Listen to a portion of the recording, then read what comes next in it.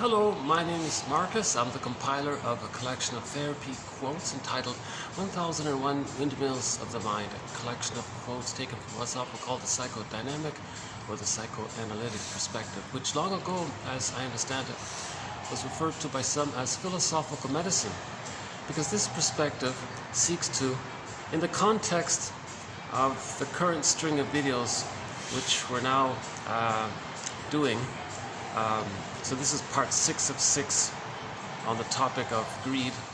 It seeks to heal something like greed. Greed is a symptom of trauma. It's a fixation with the mother, the refusing mother. Greed is a repetition compulsion to have the fantasy that something in the present can be the mother for the past. It's ridiculous. So, but the baby is in a state of has what's called primary process thinking, no time, no real conscious ego, things are exaggerated.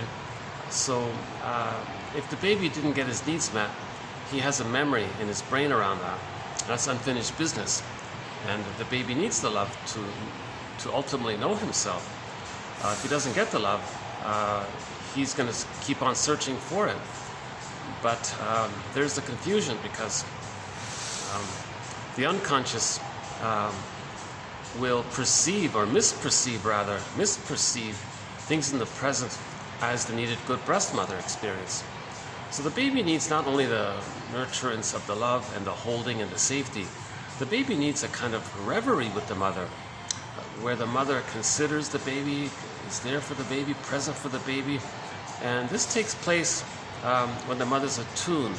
This attunement takes place with the nursing, the actual nursing, no bottle, barring emergencies and special exceptions and all that, but ideally it's the nursing, because the nerves, they said, in the nipple and the breast to the mother, the nerve line can link in with the nerve line in the child. And there's even a name for the nerves in the child that links in with the nerves in the breast mother, something about the child's mucosa nerves or something. So there's a line there, and if this line is established, it's a continuation of the line that took place between the unborn child, the cord, the placenta, the mother, placenta, cord, child. There was like a rhythm going on, a attunement going on to feed the baby, to meet the baby's needs, right? One of the veins sends up, one of the veins in the cord sends up to eliminate the waste. The other two send down the nutrients, the oxygen, and the food to feed the baby. Right? Now, in the extended womb, the first 4 to 5 months is an extended womb. There's meant to be an extended womb life for the first 4 to 5 months. It's called the stage of social symbiosis, merging, fusion, mother-infant dual unity. It's like an egg. They're still being fed, like they hatch too early. Biologically they can survive, but we're talking about the psychological birth. So they need this egg. And now, this feeding in the egg time, the main feeding is emotional feeding. Yes, so the warmth, the safety, the attitude of the mother, but the reverie of the mother, that she's there and she's present for the baby, and the baby sends little signals and the mother responds inappropriately. So there's that feeding that takes place just as that kind of feeding took place in the uterus. In the extended metaphorical uterus, called the social womb, the extended social womb, the mother is meant to provide that kind of continuity of womb life. The baby needs another womb life. The baby cannot have paradise lost at birth, at biological birth. The baby needs more paradise. He needs the paradise to continue for the first 4 to 5 months. Okay, called this. Right? So the paradise, the baby's still in a blissed out feeling. He still thinks he's a little God. It's all about him. He thinks he's the universe. He's got to have that paradise feeling, that he's a little God. He's all of his needs are automatically taken care of. He doesn't have to, no worries, kind of thing. But it's much more than that. He's in a ecstatic, mystical, blissful state, apparently. Garden of Eden. When people fall in love in the honeymoon phase, they get like a little glimmer of it when they fall in love, because they re-evoke the old symbiosis. The symbiosis, the unico mystica, whatever terms we have for it. So if there's a problem there, not only with the feet, like the feeding, the maternal emotional feeding. If there's a problem there, that means the child couldn't hatch for a psychological birth. If there's a problem with the psychological egg time, that means he can't leave the mother. He's enraged. He's enraged, and he'll express that rage in conjunction with the repetition compulsion to try to still get what they needed. So they'll distort the present. Cognitively, they know that the greedy item that they're trying to take in isn't the breast and it isn't the past, but emotionally, unconsciously, emotionally, they don't care. They're still there. So greed is the repetition compulsion of the trauma around the breastfeeding situation. Missing warmth, missing safety, missing egg, missing continuity, missing reverie, missing connection between the nerve lines in the child and the nerve lines in the breast mother. So there's the child needs an extended womb in order to hatch out so he can know himself. Again, the first stage is the egg. Then he hatches out at 4 to 5 months. Then he's sort of practicing with knowing himself. He's starting to differentiate. He's starting to get a sense of I, not I, me, not me. Oh, he's a person, mother's a person. He's starting that process of hatching out. And it's gradual up until the age of 3. And so that's one of our major threads in 1001 Windmills of the Mind, Margaret Malda's theory of the psychological birth of the infant, called a process called the separation individuation process. First, if he's loved, he feels he can separate from the mother. That's the first 18 months. And the next phase, the rapprochement phase, that's more about the individuation part. Separation, individuation. But to adequately go through that process, he needs the egg. So if there's a problem with the egg, that can lead to greed. So anybody who's greedy, that's a sign, a symptom to know that there was a problem in that area. The bottle can do it, the misattunement can do it, the malattunement of the mother. If the mother's traumatized, she may reenact what happened to her onto the baby. So if the mother herself was traumatized and didn't get her needs met, she may not meet the needs of the child to reenact how she herself didn't get her needs met. So she's reenacting it. So this is a key theory here. When there's trauma, we reenact it, we restage it, we replay it. The present becomes a new replay of the past. That's the theory about trauma. We're trying to undo it or not be frozen like that woolly mammoth in that block of ice stuck in Siberia for the past 30,000 years. So emotionally, so with trauma, our feelings get frozen or repressed or disassociated. We feel numb like that woolly mammoth, more or less. That's the trauma. When there's trauma, right? We lose the safety, can't keep our feelings, don't know our needs, can't develop. That's the trauma, psychic pain. We want to replay the interaction that caused that with the magical fantasy that maybe we can undo it, replace it with a positive experience. But nothing in the present, post age 3, can invent some kind of time machine for the person, take the person and the greedy item into the time machine, travel back to the nursery, the thing they hoarded or got morphs into the mother's breast, the projector morphs into the baby, the thing now, the breast, provides the reverie and the holding and the safety. The child gets the neural networking wires laid down, gets his egg needs met, and the wiring, the neural networking is laid down based on interaction with the loving mother. Hop back in the machine, come into the present, and he doesn't need to be greedy anymore because he has his identity, he has his feelings.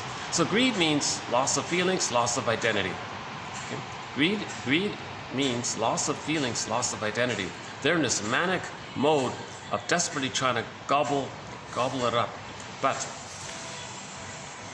there's a link, unfortunately, it's not just about greed. The baby's enraged, and he can't even accept goodness. So the greed is the repetition compulsion in the attempt to get in. But greed is damaging. The envy part of greed, called grendy, so the envy aspect, underneath the greed is the envy. The greed doesn't want to see goodness. So greed is part of the repetition compulsion with the deluded fantasy that they can get. So that's on the surface. Underneath it is the envy, which wants to see goodness damaged. Envy means hatred of the good. The baby needed the goodness. He was so pained by it, he doesn't even think about receiving something good. He was too pained by it. That's the envy, hatred of the good. Now, greed is sort of a person's, I guess he's sort of going, it's like a vehicle for envy. He's sort of obliged to go along with the organism's need to heal. But the real agenda around greed is envy. And we quoted a famous short seller, multi-billionaire, the guy's in his 90s, a major contributor to destruction of envy. And he said, "Look, world, I'm about to leave this planet here. Let me give you a crumb of what it's all about. We brainwashed you that it's all about greed. We told you that greed is wonderful because we have envy, and your greed will damage things, and we want to vicariously see you as a proxy, an administrator of our rage to damage things." And he said that's what it's really about. He said his actual words were, the world is driven by envy. And he's still doing it. The guy's still, he's 99 years old or something like that, and he's still trying to gobble it up. So it's not about greed, because the guy's got billions of dollars. Greed means you don't need it, right? He doesn't need it, so he's just doing it. So why is he doing it? Because it destroys. So the real engine is the destruction, is the rage. So the baby feels enraged at not getting the goodness. So it's sort of it's a layered thing. The positive intention of greed, the organism does seek healing. So it's going to repeat it. So to some degree, greed doesn't want to destroy, it just wants to take in. But the envy part wants to see the goodness damaged. So it really depends on, it's a question of degree. How much envy does the person have? It's very rare for a person to only be greedy and not have envy. So envy is not, so greed is not as bad as envy, put it that way. Now greed is destructive, of course, because they don't care about the other. They just want to keep gobbling in. It's insatiable, so it is destructive. Greed, of course, is destructive. But that's not the sort of conscious aim. It's a sort of a byproduct. It's an unintended byproduct of greed. Again, the baby's in a state of timelessness. No time. It's always now. No time. It's just now. And now he's in pain. Now. It's always now. Every moment is now. And he wants to get the love that he needs now. So he'll be greedy. No thing can be the breast mother. No thing can satiate. No thing can morph into the breast. No thing can change time. No thing can be the transformative object, they call it in the last video. Nothing can do that. No cookie is the breast mother. No block of buildings the guy buys is the breast. But he's in this now repetition compulsion to, because of the lack of quality, he seeks quantity in an attempt to fill it in. It's insatiable. It never can happen because it's past that critical time. The wiring is laid down by the age of 3, so it can't fit in. Repetition compulsion. He bought the block of buildings. It didn't work. He wants another block, a bigger block of buildings to buy, and it goes on and on like this because of the compulsion to not feel the feeling that he felt as a baby, to not feel what he would have felt if he could have felt it, the pain and rage of being so shamed by the mother. The hell scene, the inferno, the furies, the abandonment, depression, persecutory anxiety, annihilation anxiety, all of these kinds of burning anxieties. In mythology, it's represented by the hell scene. That's a metaphor for the emotion of shame, this burning, biting feeling. In this video, we won't do the interpretations of myths and fairy tales, but they're metaphors for psychological dynamics. So we talked about Demeter, Kor, and Persephone, and the Odyssey, and the rest of several other. The White Bear, King Balamon was the most recent one. An exciting thread of, an exciting chapter in 1001 Windmills of the Mind, the psychology of myths and fairy tales, how they describe psychology, the goddess and demon psychology of splitting, something gets zooped away, that's repression. Narcissist, that's the symbiosis, and so on. Echo, his soul is disassociated, his feelings are disassociated. So we all throughout 1001 Windmills of the Mind, we've sort of sprinkled in some quotes from myths and fairy tales. Actually, in this video, there's a reference, not just to literature. There's one brief reference, but not really much. So by the way, this is part 6 of 6 on the topic of greed. So I gotta confess, it's been a draining, challenging topic. Reading about the symptom of severe trauma, it is draining to consider that. So this is part 6 of 6. So roughly 20. So what's that? 20. Let's say 20 quotes per video. 6, so 120. There might be close to 150 quotes all in all on greed. Let's just say 120, 130. And so I think the best thing as a background or a foundation for this video would be for one to read the quotes for the past 5 videos. So that's starting from TQ 2478. The video that begins with TQ 2478, and we're going to end up here with 89. So 11 TQ quotes basically. Almost all of it's on greed. So I think that point is underappreciated. How greed is the obligation around the organism's attempt to heal. But whatever rage the baby is feeling, that's the envy. So greed is just satisfying the envy, let's say. So greed destroys accidentally, but the envy wants it. So they work together. So they're a team there. So greed and envy are a team, put it that way. Of course the person doesn't care, because the baby was relating to a breast and it didn't care.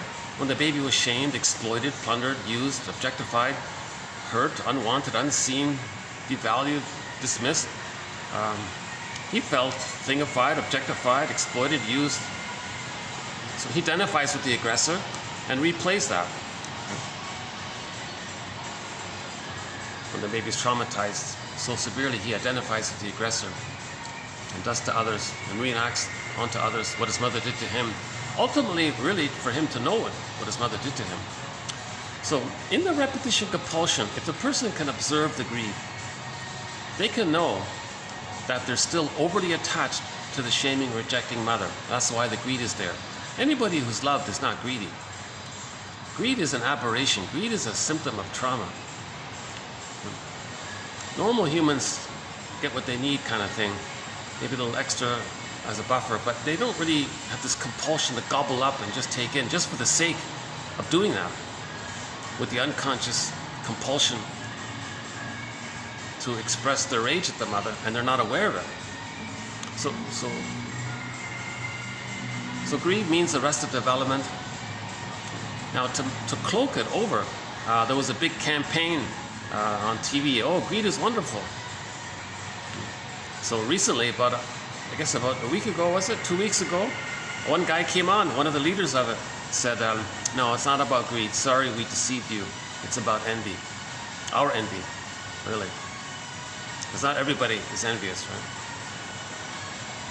And when they were bombarding people with the slogan, greed is wonderful, they were operating out of the splitting mechanism. In the trauma, the baby thinks either or. When he's traumatized inwardly, he sees the world as either or. So in the greed slogan greed is wonderful, he would say, well, my greed, your greed. Either or. He thinks the world is like that. And then they would brainwash people to think that.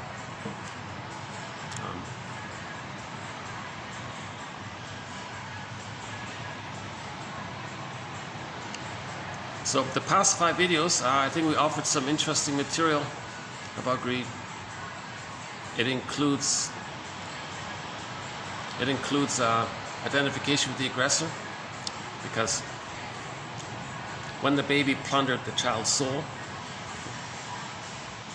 he identifies with the aggressor. He plunders the resources of the people on the other side of the lake. As he does that, he's reminded and triggered of how his mother plundered his soul, and that's why he's unsatisfied. So he plunders the stuff, right? And he's reminded of what the mother did to him. But he's loyal to the mother, and he cannot separate from the mother because he is the mother. So to account for why he feels so much pain by what he did, he projects the rejecting mother onto the victim and says that the victim hurt him.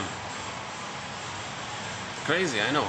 It's called the psychotic part of the personality taking over the normal functioning side of the mind. A key quote, we covered it by Dad Nanny, is that right? Bad Danny? I guess I could look it up. Bad Danny. That's a. Why don't I just quickly look it up here? So I've got 11 pages of quotes on greed here. So I've really been delving into this topic. So it's kind of. But I've learned quite a bit. Don't be impressed if somebody brags about being greedy.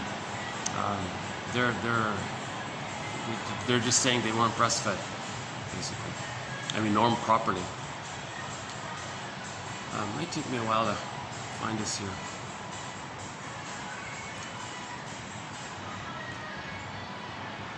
But one of the key quotes from the past 5 videos is this one about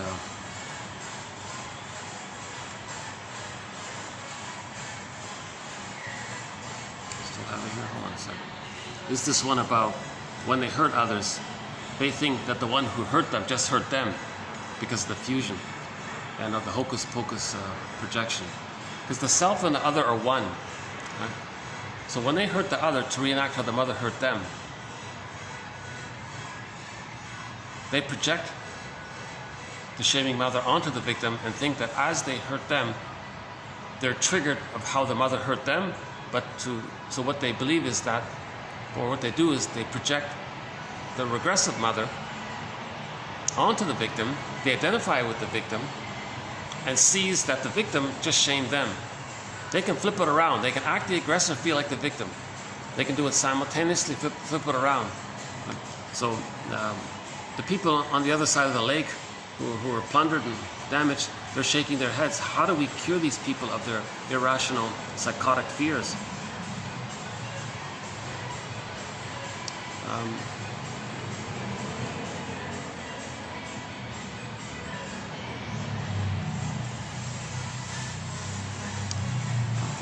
Let's see.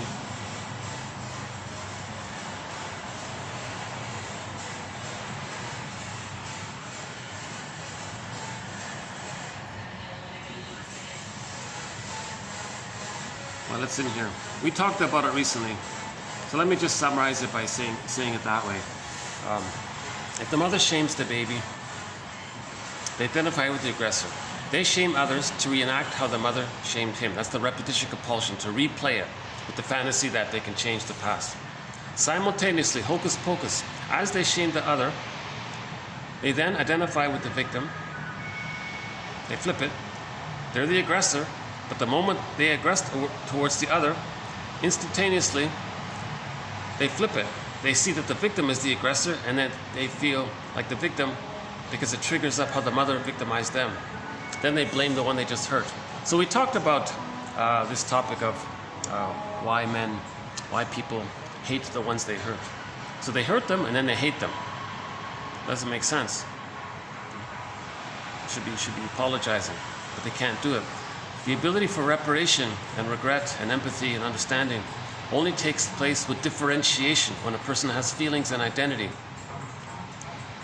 The baby doesn't differentiate if he's not getting his love. The baby needs the love to differentiate, to separate and individuate.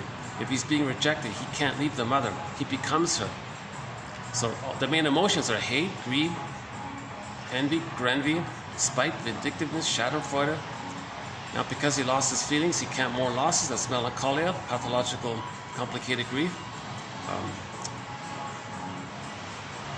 as a defense against the pain around that, he becomes manic. And we talked about the manic defenses in TQs 24, 76, and 77, about the manic defenses, with greed being one of them, and envy being another one, and grandiosity being another one. So we talked about the manic defenses in general, and now we're doing sort of an example of it, greed being one of the examples of the manic defense. So manic defenses in general are these things you do outwardly to not be aware of the pain of what happened. It's a defense against inner life. It's a defense against feeling. It's a defense against healing. It's a defense against mourning. It's a defense against lifting the anchor on the arrested development and resuming development. And so on. Oh, got somebody. You might see me bouncing around a little bit. Luckily, it's only 1:30 here. I think it's a pretty good time for me to come here. Let me show you my nice little spot here. Yeah.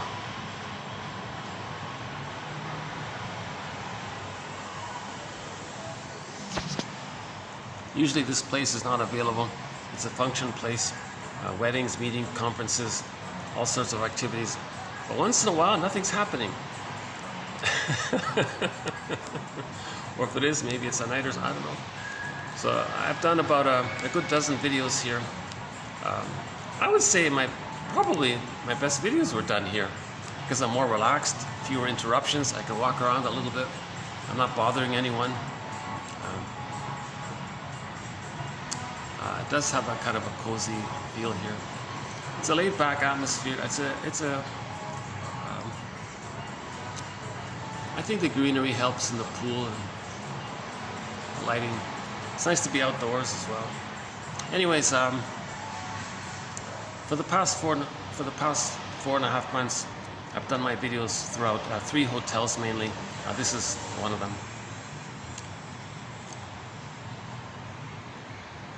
In the previous videos, we talked about greed, not only in the context of the plunger system, the short sellers and the insider traders and the casino thing.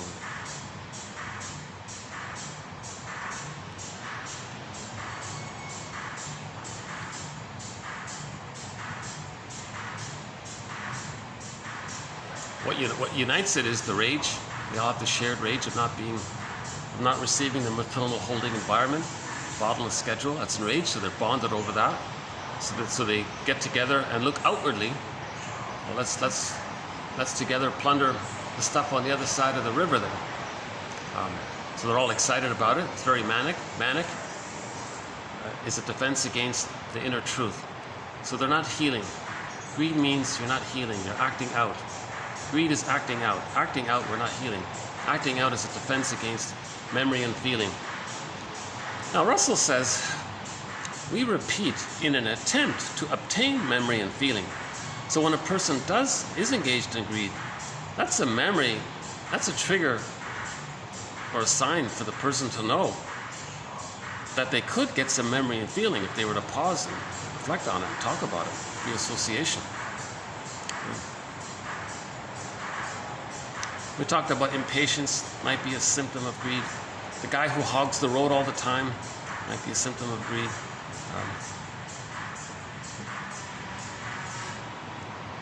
Oh yeah, so back to that. I don't find it here in a moment. We do have it. Where is it? Okay, at the end of the video, I'll dig it up. Let's get into today's quotes. But that quote I was sort of talking about was, they plundered the stuff by the people. Now, splitting is a part of it.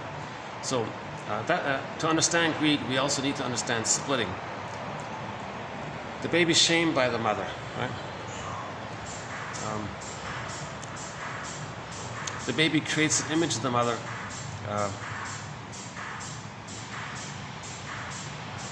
Seen as how he feels about her. So the baby's enraged at the mother. He can't accept his rage. The baby wants to take in the love and the milk, the maternal feeding. That's shame. So his feelings and his needs to take in are projected onto the canvas of the breast. So the baby's like an artist. It's as if there's a canvas there, And he's going to say, well, I feel enraged. Well, let's draw rage onto the breast image on the canvas. Now, I want to take in, but I can't feel that. Well, this enraged thing that he just painted, let's add to it how it wants to take him in. Because the baby wants to take in the mother. No. The enraging thing that he's painting wants to take him in. So the baby thinks in pictures. So now he ultimately ends up as some kind of devouring monster that wants to eat the baby. The mother is not in reality that dangerous. But the baby's rage, he can't feel it. He projects it. His wish to take in, he projects it. And he creates that kind of wild image. That's the psychotic, that's the so-called paranoid side of the paranoid schizoid position. So Melanie Klein has a theory called the paranoid schizoid position. So the paranoid part is that his rage projects onto the image and says how dangerous the mother is, but she's not. Anybody who thinks so and so or such is so dangerous and frightening, that's code for their own babyhood rage. But they don't want to be aware of it, because part of the way to attach to the mother is not express your feelings or admit your feelings towards the mother. So it gets displaced. It gets displaced sideways to protect the mother. So why is the baby still protecting the mother? Why can't he just admit his feelings that he's angry at his mother? Okay. Because the baby needs the paradise with her. So he's protecting her to have the attachment of the fantasy of still getting the paradise. So greed and that's a fusional thing. They want to get the fusion. They want to get the paradise. So the positive intention of greed is to get the paradise back. The paradise was lost way too early. They want to get it back. So that's maybe the positive intention of greed. And that was discussed in the last video. So one theory about as well is that the baby in the womb thinks it's all about him. He thinks the universe is him. He's this God. It's all him. When he's born, he needs the paradise to continue. But there's a problem with him. The breast being a part of him, maybe, or like the phantom placenta, the phantom breast. Maybe he's confused. He thinks what's around him is just sort of him. So he wants to fix himself to maintain the paradise. So he wants to fix the breast mother now. He wants to repair the mother so he can get the paradise. It doesn't work. So he thinks he's defective. So that's trauma. He's gonna keep on trying. Repetition compulsion.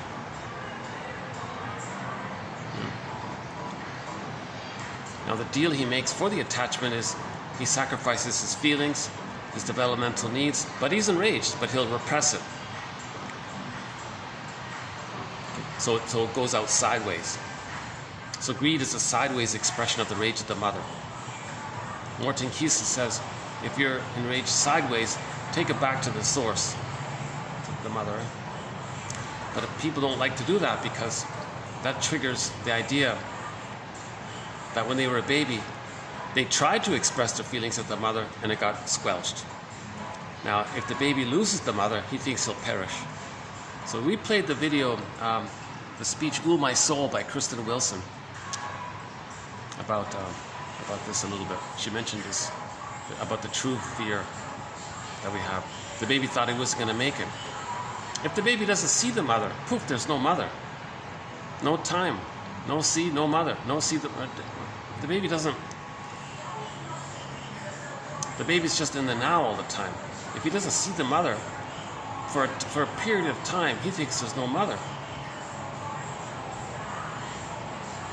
Now he'll survive from support, but he doesn't feel it. He doesn't understand that. He thinks he's not going to make it. So later on, a person's afraid to direct their feelings towards the mother, because while the baby's in fear of losing the mother, he thinks he's flawed and defective for not being able to save the mother and have the mother, because the mother's him. So he's still trying to repair the mother. So repetition compulsion is still trying to fix the mother, repair the mother, cure the mother, make her a good mother. Why? Because the baby can't have paradise lost at birth. He needs to let go. He needs to hatch out of the paradise egg at 4 to 5 months. So greed is called a pre-edible trauma. That jargon just means the baby nursing. That's all it means. That time. There's no father. There's no third person. It's just two people. It's a dyadic thing. Hold on a sec.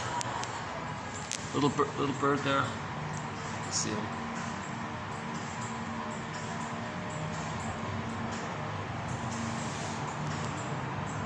Okay, so we talked a lot. I can't really summarize it. I don't feel like I can really summarize it. But we did spend a fair bit of time on Morton Keeson's theory about how dysfunction equals loyalty in the attempt to still try to protect and save the mother, to cure her, to get the Garden of Eden needs met.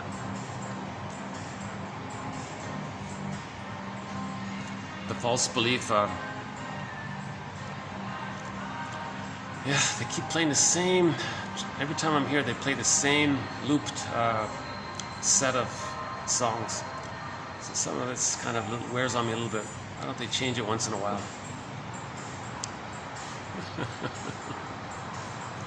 Wish you sweet dreams. So that could be a reference. That could be a reference to the symbiosis, the Garden of Eden, the sweet dream, or the sweet blissful time. I'm not sure. I don't know the song. So why don't we just do today's quotes here? Greed begins from an inability to negotiate loss. Okay, so in yesterday's one, or 2 days ago, the quote was a breach in the bond. A breach in the bond, meaning he lost the paradise. He lost that link with the line with the mother, the reverie with the mother. Oh, there it is again. I gotta admit, yeah, this song is, I've heard it so many times, I'm starting to I'm gonna need to look up the lyrics to the song and find a way to like it. Hopefully there's some. Plus they add all this techno thumping, they layer in this sort of techno disco thumping into it. The reason I'm triggered because sometimes they blare it loudly and sometimes they lower it. Now, but even if it's lowered, I'm reminded of when I was annoyed when it was blaring kind of thing. Okay, enough about that. Greed begins from an inability to negotiate loss. The baby can't process the loss. The baby can't process being prematurely ejected out of the mother-infant dual unity, the egg. He can't negotiate that. He feels the furies. He feels persecutory anxiety, even annihilation. He can't process that. He can't negotiate that. Greed begins from an inability to negotiate this loss. That's a key line right there from the very beginning. So it's a manic defense. He'll manically try to get the breast and the breast's response through symbolic breast material stuff, things you buy, food, shopping, the plundering. It's a pathological response, of course, to this failure to negotiate the loss. And for this reason, stories, literature, novels, plays, movies regarding greed are full of pathos, despair, irony, tragedy.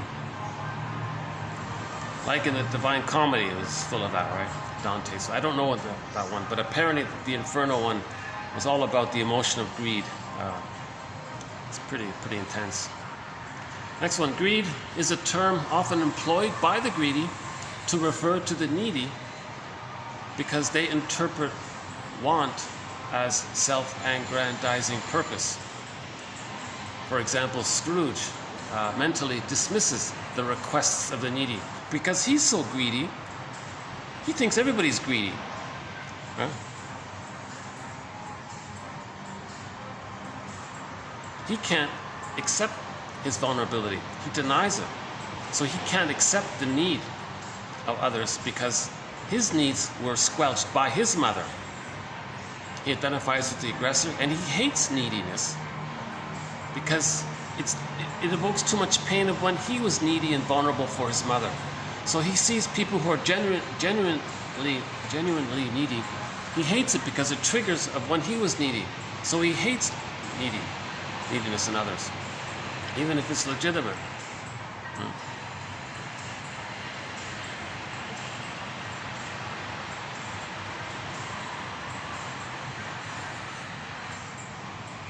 And all he knows is identification with the aggressor. So he thinks, well, if you help them, then they're just going to be like him. My greed or your greed. That's not true. The victims of the plunder system psychologically may not be greedy. If the baby's held, they won't be greedy.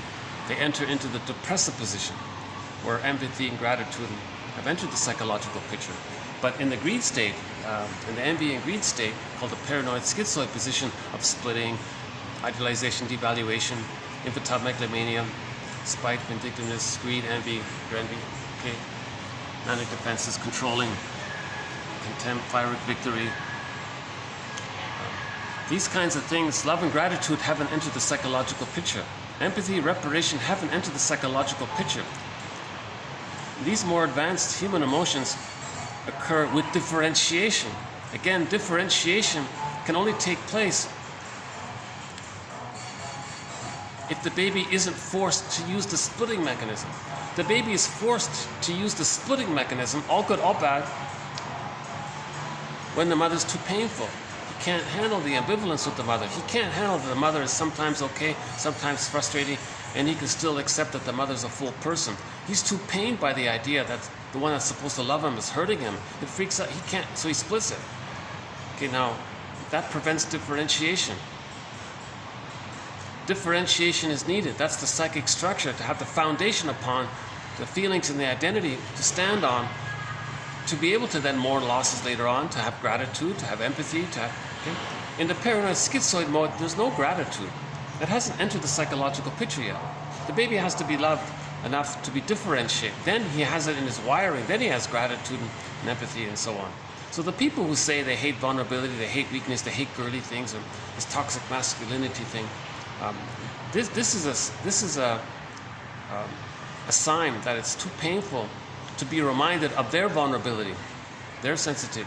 They identify with the aggressor, and it's a very intense identification with the aggressor called adhesiveness. So, quote unquote, he's married to mom. So greed means he's married to mom, psychologically. Greed means he's married to mom. Envy means he's married to mom. He can't leave her. He's one with her. They're a union there. In the pool of, when narcissist sees his reflection in the pool of water, the object of my reflection is the object of my affection is my reflection. Get the breast? He's still fused there. The mother is supposed to be in him or one.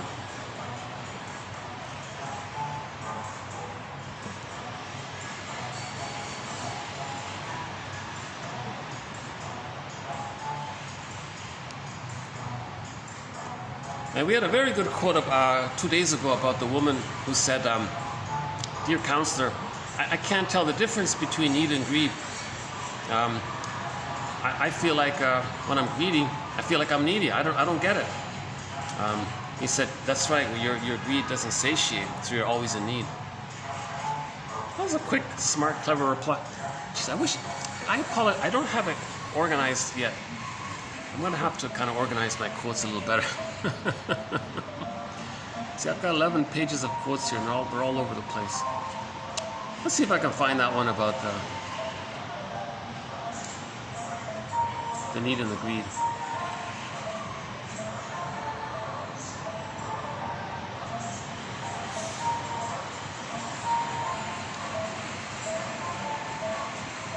Oh yeah, by the way, when one guy was hearing the slogan, "My greed, your greed," he would say, "Greed is a wonderful thing." He was being brainwashed. Greed is awesome. Greed is amazing. Greed is it. Greed is the way to go. And he said to himself, "I was faced with the question, what part of me is represented in this?" So he didn't have the paranoid schizoid mode. He differentiated. He didn't have rage at his mother. So it wasn't him. So he didn't join the plunder system, that guy.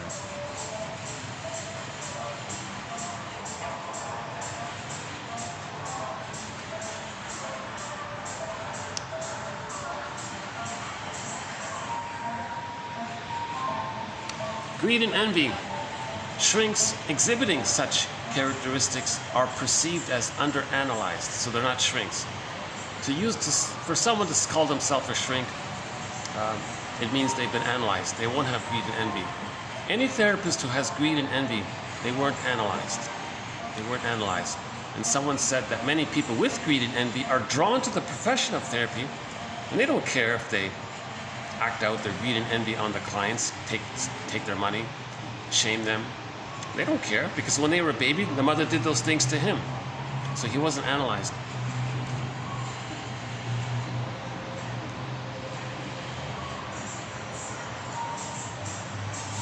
What's that one about?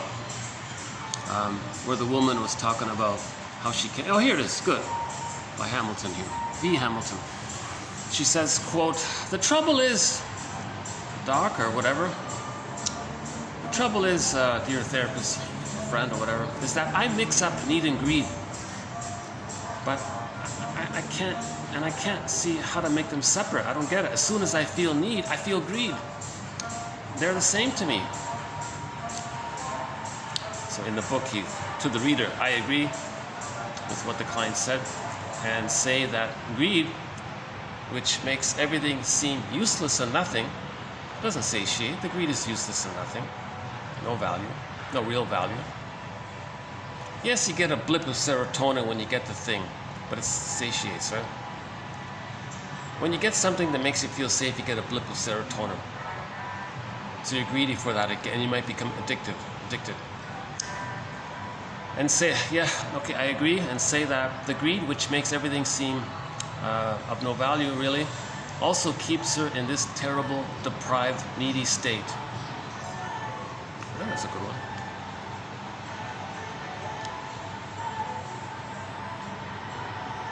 Greed in its nature is inherently insatiable, and so cannot be satisfied. It can't be satisfied because no extra thing you get or obtain that you don't need isn't the breast. It's not going to satisfy. All you get is a little blip of serotonin, a little hit of serotonin. So greed is like maybe this addiction to this little blip of serotonin. Again, if the baby's shamed, he doesn't have the wiring. So he doesn't have like a normal serotonin thing going on. He's always stressed. Stress triggers dopamine. Dopamine means chase. When you get the thing, you think the thing is going to give you safety.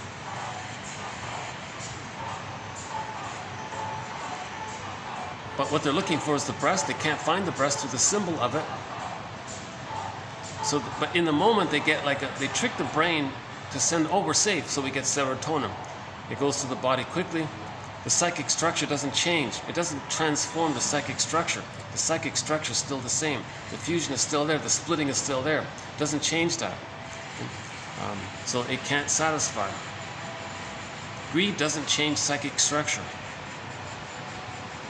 Greed is the repetition compulsion of a flawed, pained, disturbed psychic structure due to trauma. Greed is a representative of it, a communication of it. Greed is a communication of a disturbed, so-called pathological psychic structure, or a needed pathological psychic structure due to trauma.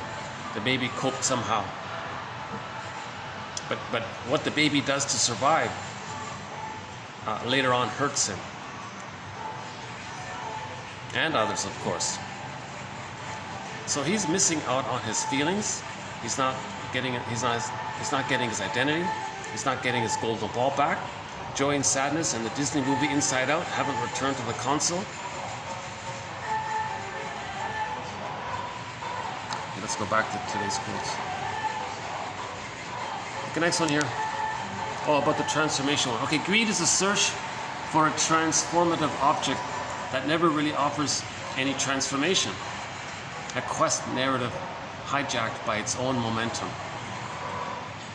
The transformative object is the breast mother. Baby's distressed.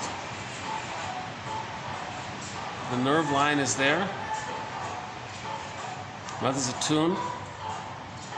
Her strength and her loving presence soothes the baby. He's transformed, and the baby's brain is malleable as it's expanding in the first year from, on average, 400 grams to 1,000 grams. The neural networks are laid down based on that interaction. That interaction takes place, it becomes his wiring, now he can do it for himself. So what the mother did, the reverie and the witnessing and the consideration for the baby laid down, he can then do it for himself. Oh, this annoying song. Oh my God. Of all the songs they play on this loop, this is the one that drives me a little crazy. Oh boy. Sorry about the distraction. Yeah, some of these songs are a little triggering. Yeah. I guess I've reached a point where maybe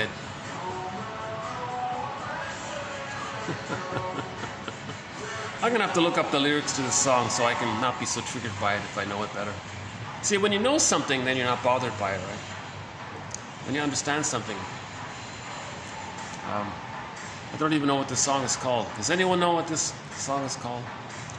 My comment section is still closed because I still have no viewers. A video might say 20 views or something, but the watch time is 0.1 of a second, a tenth of a second. So I'm not sure why that's taking place. Apparently it's all computers.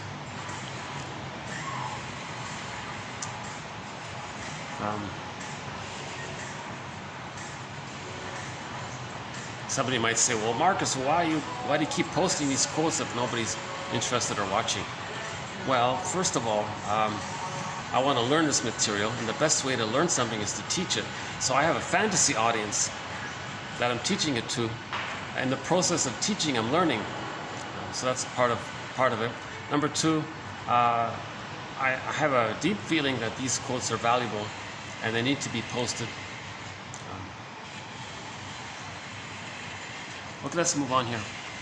So the breast is transformative. The mother transforms the baby. Helps the baby to evolve, evolution.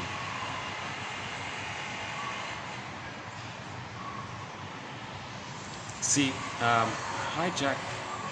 quest narrative hijacked by its own momentum. See, the baby missed the symbiosis.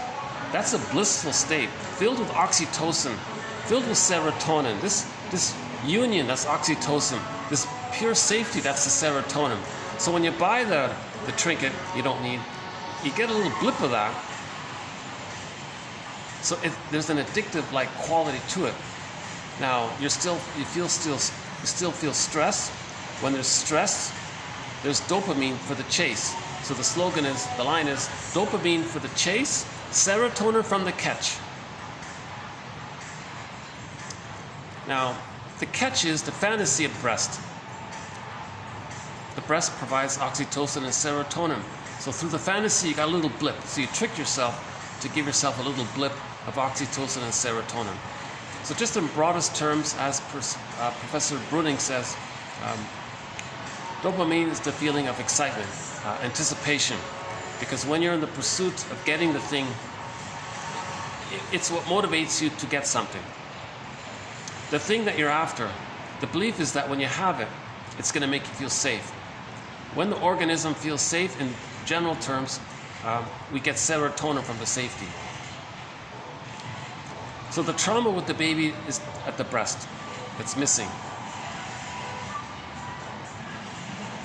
If the baby has the connection with the breast, he gets the oxytocin, and the connection is the oxytocin. That means he's connected, that means he's safe, he gets the serotonin. Okay. So replay that. He'll buy the appliance he doesn't need. It's a good example of something people buy that don't need, really.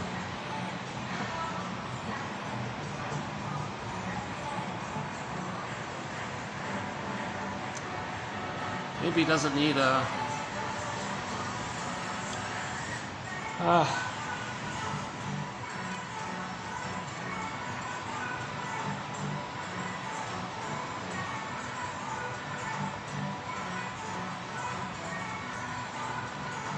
what about a Canadian Tire? Let's say you go to Canadian Tire, you see something on sale. You don't need it, but it's on sale.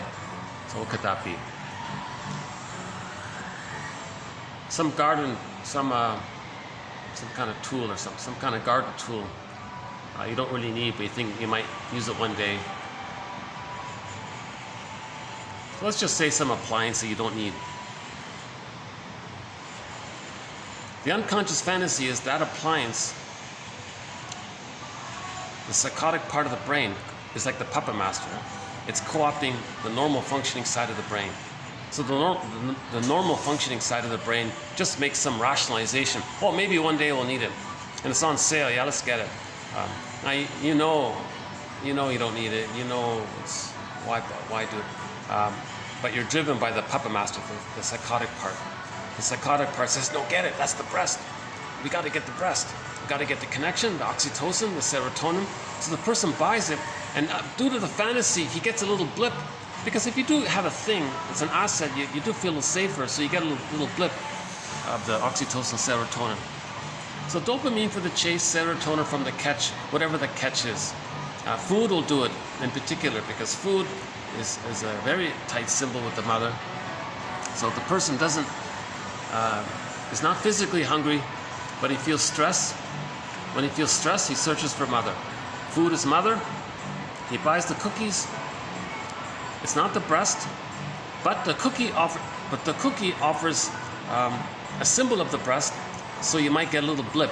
Plus, the seduction is the cookie has sugar, salt, and fat. That overstimulates, that tricks the brain to think that the person is safe, hence getting the serotonin by the sugar, salt, and fat.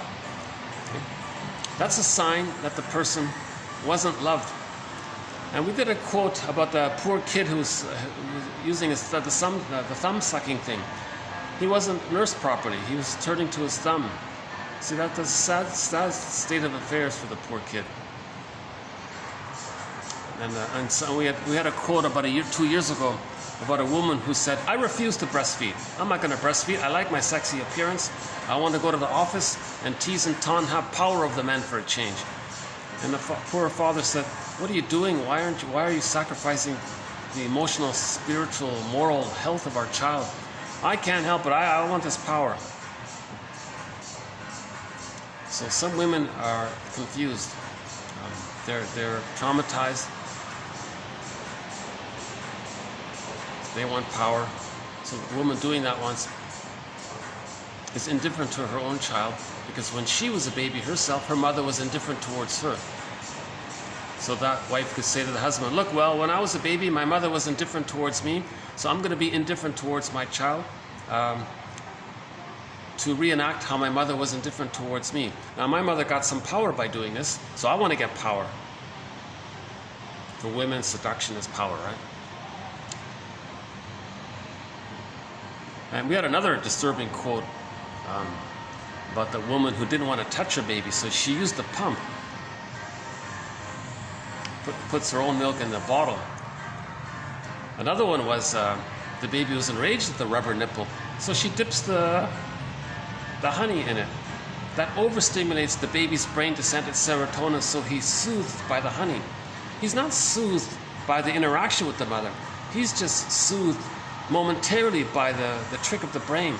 So he'll spend the rest of his life searching for the real mother, searching for the quality, searching for the real deal.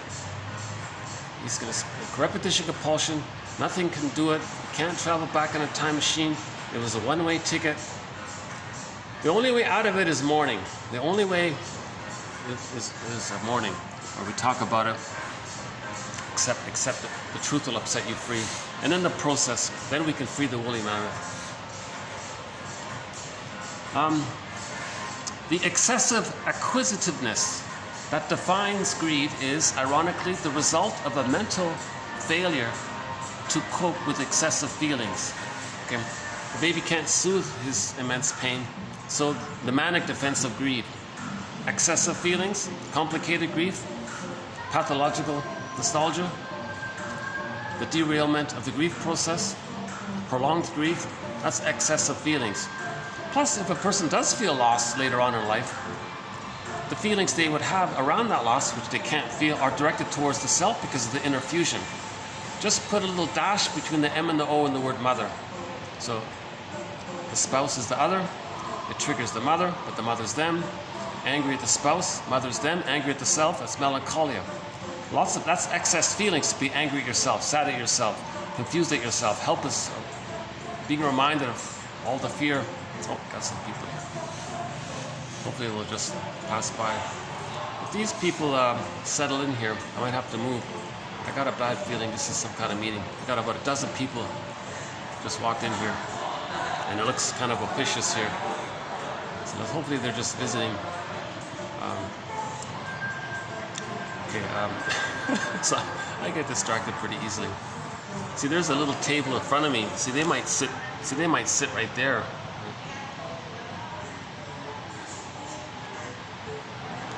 Maybe I should just ask them if they wanted to use this.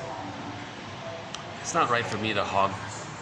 So this could hold, what's this? 4, 5, 6 people? I can hold 4 people.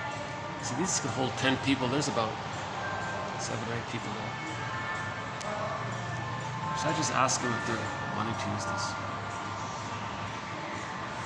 Let me just ask them. Hold on a second. I can move easily, that's okay.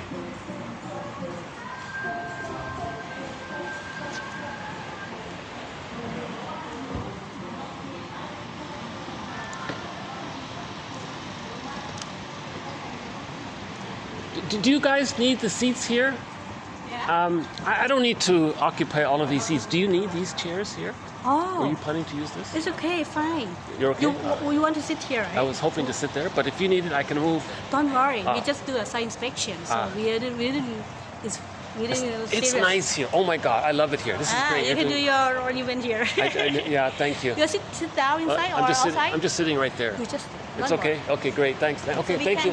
Walk around, Yeah. Oh, yeah. Of course. Yeah.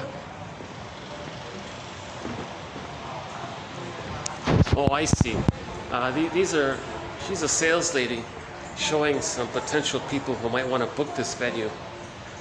I sell castle things. All right, so I take away my guilt. Okay.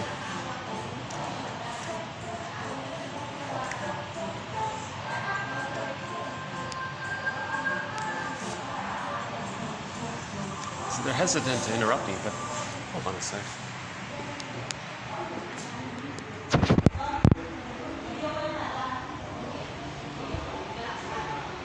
It's okay. You can look through here. It's okay if you wanna.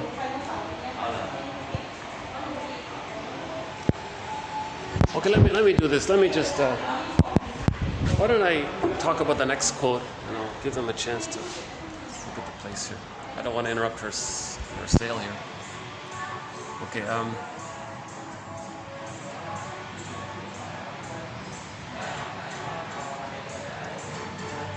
Okay, let's just do this one. Greed is a threat to society because it is a threat to self. Greed destroys the mind, the quality of reason. Let's do that one here. Okay. So greed.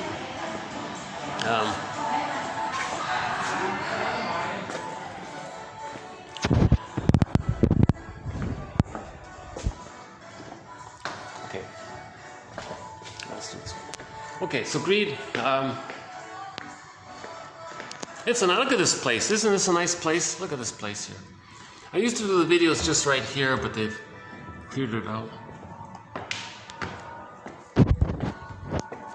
So greed is a threat to society, obviously, because of the destructiveness quality to it, because it's insatiable.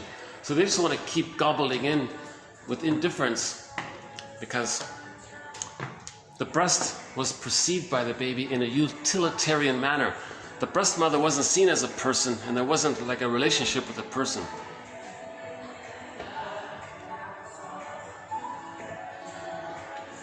They're not passing by. Uh-oh. I was hoping they could feel free to look around. They're coming this way. Let me go in here. Oh, it's so dark here. Okay.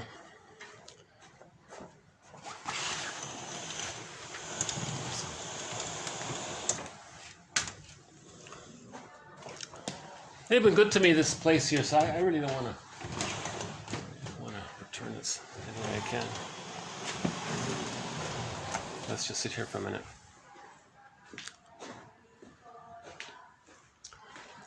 How's the blue here? Let's use the blue in the background. Okay, I like the blue in the background. Yeah, let's do that one. Okay, sorry about the interruption there. So, the quote we're doing now is about how greed is destructive. Of course, If it's a blind compulsion, it's destruction, because the compulsion is to just keep taking in, with the fantasy that the thing you get can be the transformative breast, but obviously the thing that the person takes isn't it. So of course it's destructive. Plus, depending on the severity of the trauma, there's a covert envy involved where the person doesn't want to see any kind of goodness. So there's a double element of the harm of greed. Right? Greed in itself being destructive because it's insatiable and indifferent, right? And the underlying envy, which doesn't want to see any kind of goodness, because that triggers the memory of the goodness that was needed, and they don't want to be reminded of it. So envy is they don't want to be reminded of the goodness they once needed, so they never want to be reminded of it. So they want to squelch being triggered.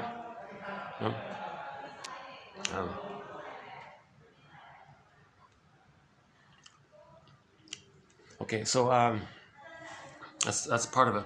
And plus, and she said, the quote was, it destroys the mind. So greed means the mind was destroyed. Not the cognitive mind. The person can still have 10 PhD on the wall. We're talking about the emotional, moral, spiritual, inner world mind, the feeling side.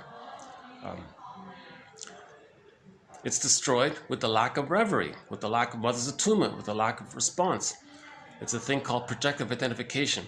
The baby has a feeling, mother gets it, she responds. If that's failed, in later life they reenact that. So they want others to feel the pain they can't feel, to replay that when they were a child, they felt that.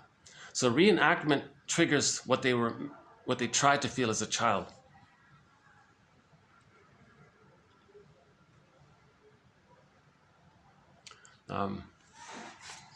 Okay, how are they doing here?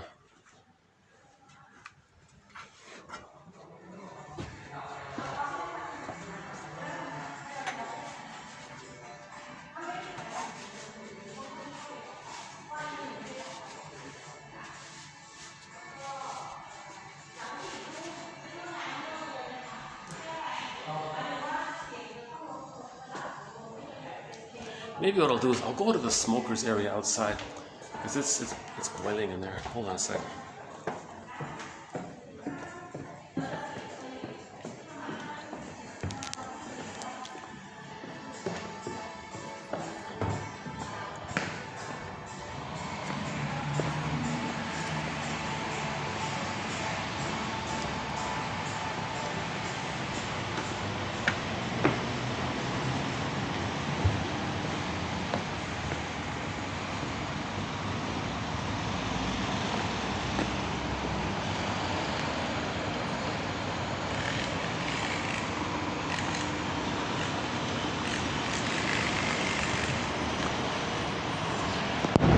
How's it over here?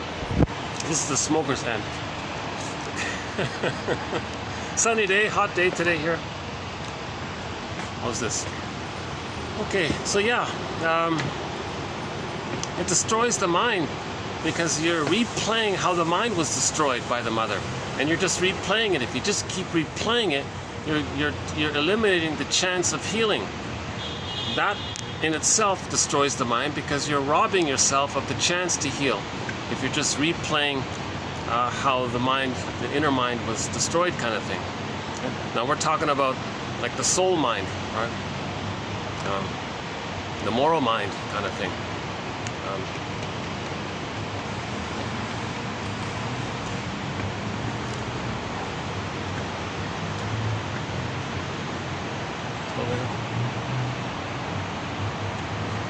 Yeah,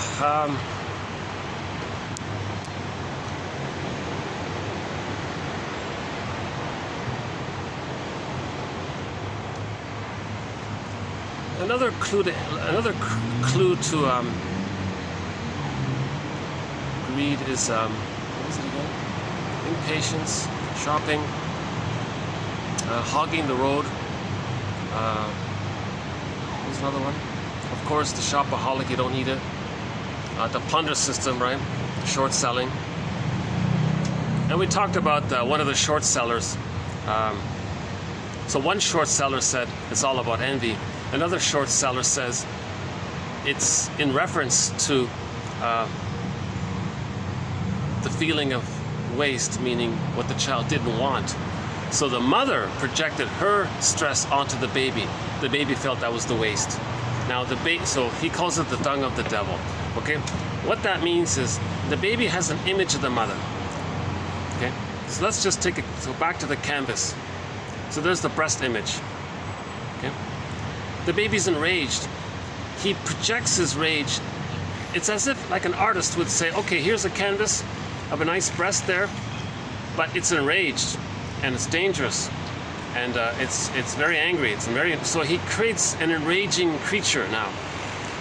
Now the baby wants to take in, so paint that element into the painting. Okay, this enraged creature that he just painted, it's a devouring thing, like Dracula or some kind of monster, or like a angry Jaws monster creature, maybe a dinosaur. He might draw something, a minotaur, or the guy with the horns who's dangerous. Any kind of dangerous creature. It doesn't have to be the guy with the horns.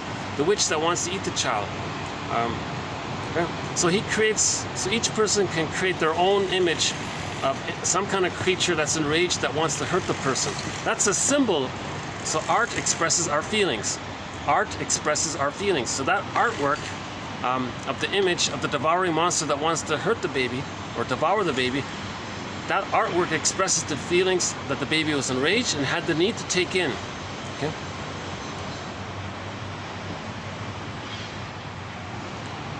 Wait a minute, how did we start with this one? Greed is, the plunder system, the dung of the devil, right? So, one leader of the plunder system does a thing called narcissistic honesty. He throws humanity a crumb and says, short selling is the dung of the devil.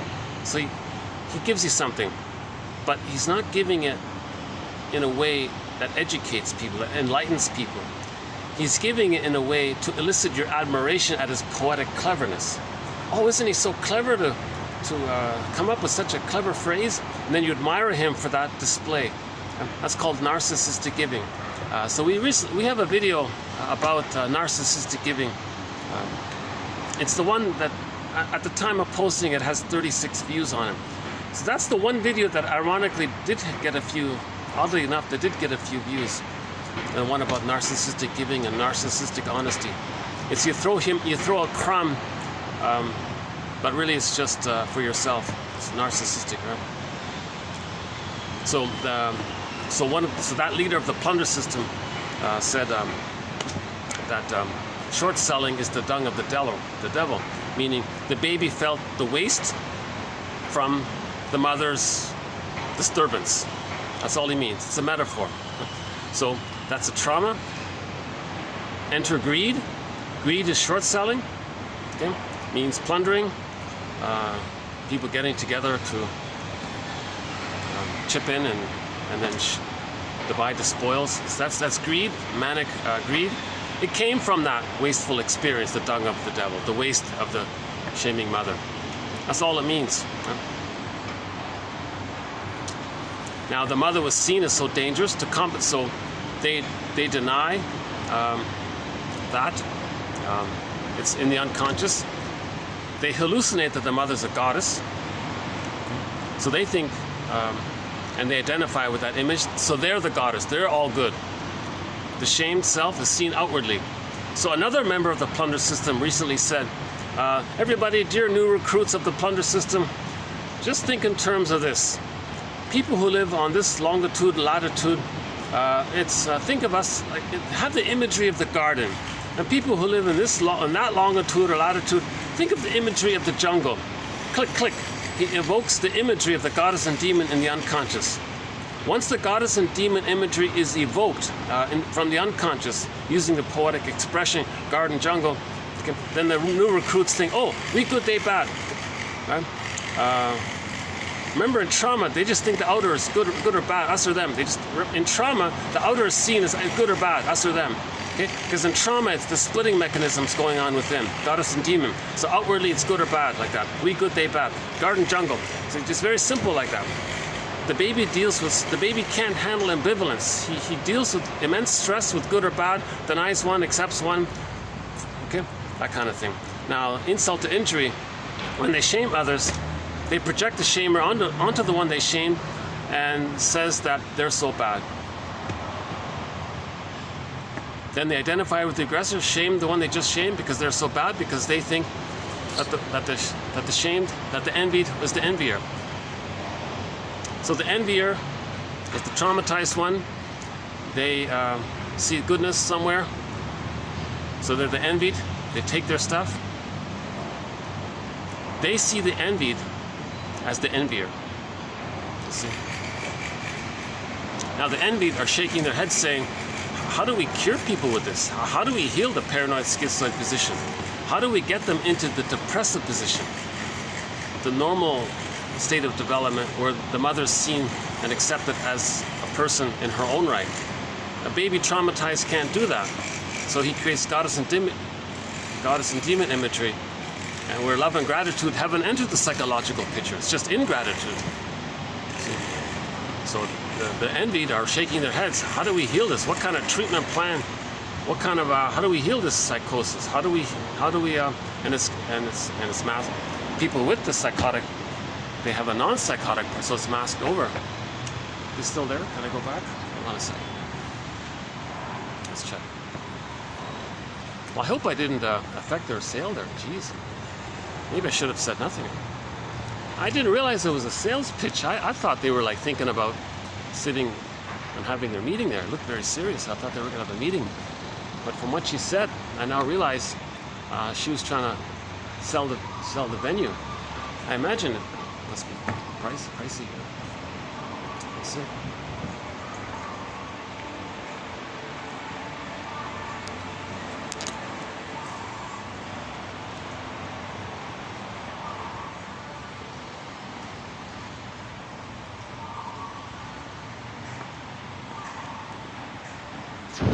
I got a bad feeling that sale didn't go too well because they didn't really walk around. They didn't even really want to see the whole place.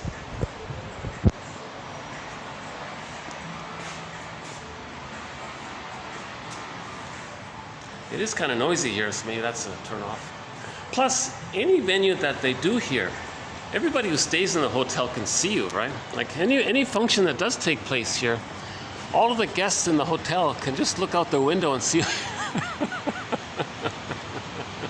So there might be like a dozen people seeing me right now. I don't know. But it is a nice venue. It's got a good vibe here. I kind of like it. It's been a fun spot for me. The bonus is that I can walk around a little bit, right? So let's go back to the quotes there. I don't think that sale was going to take place anyways. When they walked in, I felt like they said no already, right? If that's what it was, that makes sense. So the sales lady came in with a group of people, and they were like hesitant. We're going to go in. And they already decided against it for some reason.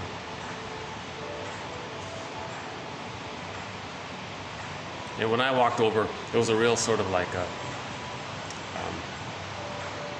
there was a little slight tension there. So I don't think it went. Overall, it went too well. Okay, maybe I'll run up and I'll ask her later on what happened. Okay, over the course of the scene, Scrooge's emotions loosen until he is literally sobbing with a mixture of happiness and regret. This is the first step on the road to reparation and repentance. The first step. The ghost of Christmas past is like a therapist. He exposes the cause of the old man's bitter substitution of love for money. Okay? The substitution for quality for quantity. Synthetic quantity cannot make up for the needed quality. I'm not so familiar with the story, to be honest with you, but I think when he went back and saw his childhood, he was happy reading, and he talked about the characters in the books, and he remembered his delight in being reading. So he was safe enough to read. He didn't have a school shock, so he wasn't too traumatized if he can enjoy reading. If he's a child, any child who can enjoy reading and enjoy the story, they're doing all right, because they feel safe to be able to concentrate. If someone's too frightened, they can't read and concentrate. So he did have some goodness in his childhood. Maybe it wasn't enough, and that's the turning point. There was something good there, and then he mourned the loss that he could have stayed with the goodness, because he remembered some goodness. So he remembered the time when he was loved and safe, even if it was the book and the story. So he mourned the loss because he felt, when we are reminded of something, of a time when we were safe, when we feel safe, the pent-up feelings can come out. So he was a grump all of his life, a miser all of his life. Then he felt safe. All of those buried feelings of sadness, his lifelong depression that he was carrying. Greed is a mask. The manic defenses mask over the underlying the sadness. So when he felt safe, he could start to sob. Whenever we feel, you're driving in the car on the highway, stretch of highway, you're driving on your favorite song comes up from childhood, a time when you were safe. In that moment, you're in the car, it's peaceful, you feel safe, you might start crying. When we feel safe, the pent-up feelings come up. So Scrooge felt safe in that moment, recalling that time. So he started to sob. That's just the beginning, right?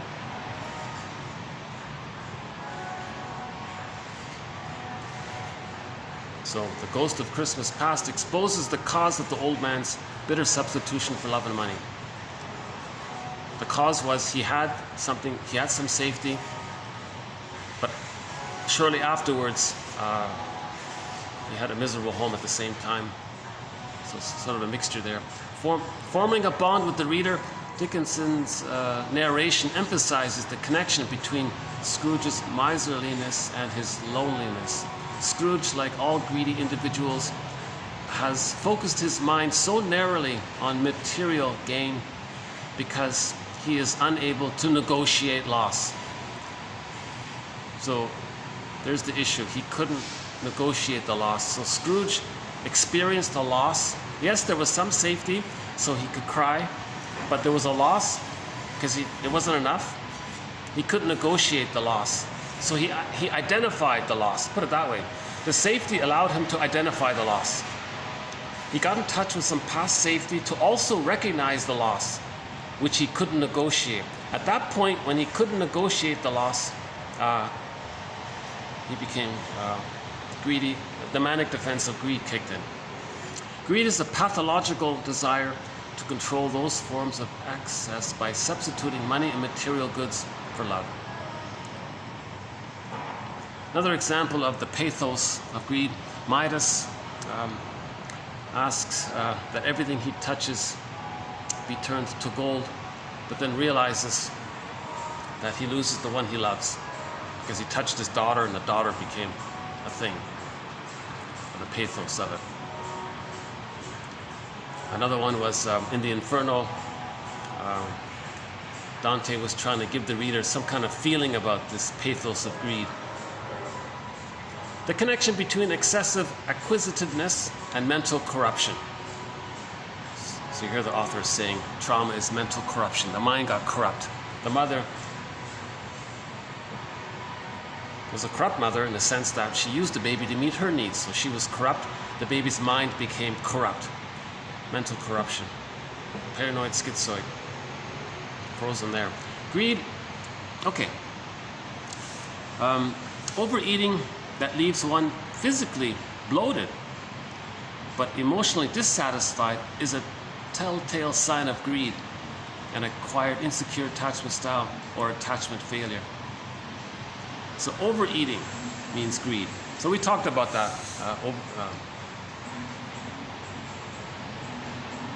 The repetition compulsion to get mother's love can be transferred onto food. It's a compulsion, you do it again and again. That can lead to overeating and obesity.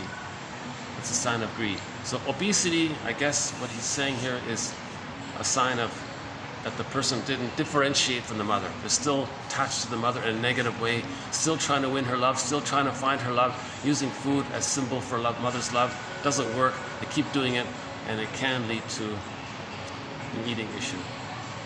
Greed is an insatiable craving, and at an unconscious level, it expresses itself in the fantasy of completely devouring the breast. So the baby doesn't want to devour the breast. He just wants to get what he needs. But if he doesn't get what he needs, he turns into greed. So failed need turns into greed, put it that way. So if the baby is failed at the breast, he wants to devour the breast. He's greedy. He doesn't need it all. He just needs what he needs. But when the baby doesn't get what he needs, that clicks over into greed. And she was saying here, that can be like devour. It's as if the baby wants to gobble in the breast, just take in the whole breast, to control the breast, to get what he needs. That's the greed. So greed is an attempt to control the breast, to have it in and have it controlled. Destructive introjection. So that'll lead to destructive introjection. So think about the earth breast. We're destroying the planet to devour the breast. So greed means the need wasn't met. If we consider that deprivation increases greed, and that there is in the infant's mind a fantasy of an inexhaustible breast, which is his greatest desire, it becomes understandable how envy arises. Melanie Klein, one of our mentors, Melanie Klein. Again, a good one here. If we consider that deprivation, this song's okay, I can tolerate this song. Okay, if we consider that deprivation increases greed, and that there is in the infant's mind a fantasy of an inexhaustible breast, which is his greatest desire, it becomes understandable how envy arises. Because the greed never works, anger's still there, now he's envy. Now see it destroyed. Greed resembles an addiction when the addiction represents an attachment disorder. Greed represents attachment failure. Greed represents a breach in the bond. Greed represents disorganized, insecure attachment style. Greed represents that the child wasn't securely bonded to his mother. Greed can lead to a preoccupation with power, because attaining with power, the person can more easily satisfy his greed. So one way to get the greed, well, if I have power, then I can exercise my greed. Vanity is related to this. Vanity connotes the adolescent derivatives of greed. Vanity, power, greed, okay? Envy confused with greed, making for a wish to exhaust the object entirely. Not only in order to possess all of its goodness, but also to deplete the object purposely, so that it no longer contains anything enviable. So if it's damaged, nothing's enviable. See, envy, if it sees the goodness destroyed, then there's nothing to envy if it's all wrecked. Finally, to remove the source of envious feelings. So greed, the destruction of greed, is confused with the envy. To see the damage, ultimately the greed destroys. So finally, there's no envious feelings because there's nothing to envy. And I think honestly speaking, I think sometimes when someone gives a lecture of some suffering somewhere in the world, people watch it to not feel envious. Oh, look how suffering they are. Oh, okay, they feel one up. There's no greed, there's no envy. People are in poverty. Billions of people in starvation, poverty. 30,000 die a day. Okay, nothing to envy there. No goodness there. So people that's Schadenfreude. People who take pleasure in other people's suffering have greed and envy. Let's end up with Edmund Burglar, one of our mentors. Edmund Burglar. I always feel a little reassurance when I can quote Edmund Burglar. The rabid behavior of the cynic. So of course that's related to greed and envy. They're always cynical. Cynic puts them in the one-up position. Put someone down, you're in the one-up. You're preserving your grandiosity. The rabid behavior of the cynic is the expression of a desperate defensive attempt against his superego.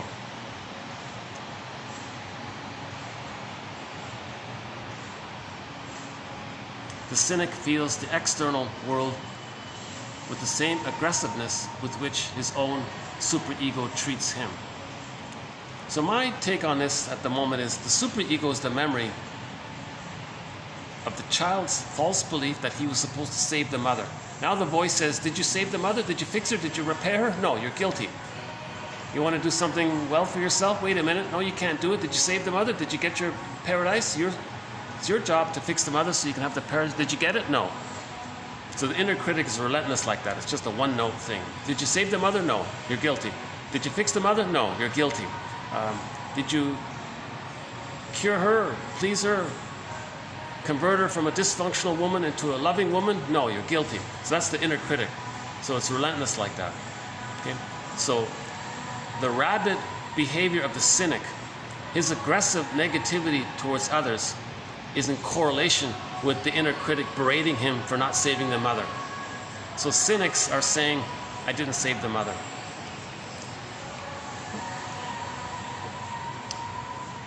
When you forgive, you in no way change the past, but you sure do change the future. Forgive yourself. Forgive your parents, heal yourself. So we don't change the past, but we can change the future with forgiveness.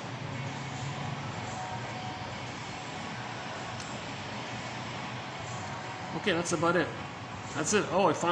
We did it. Wow, that concludes video 6 of 6 on greed.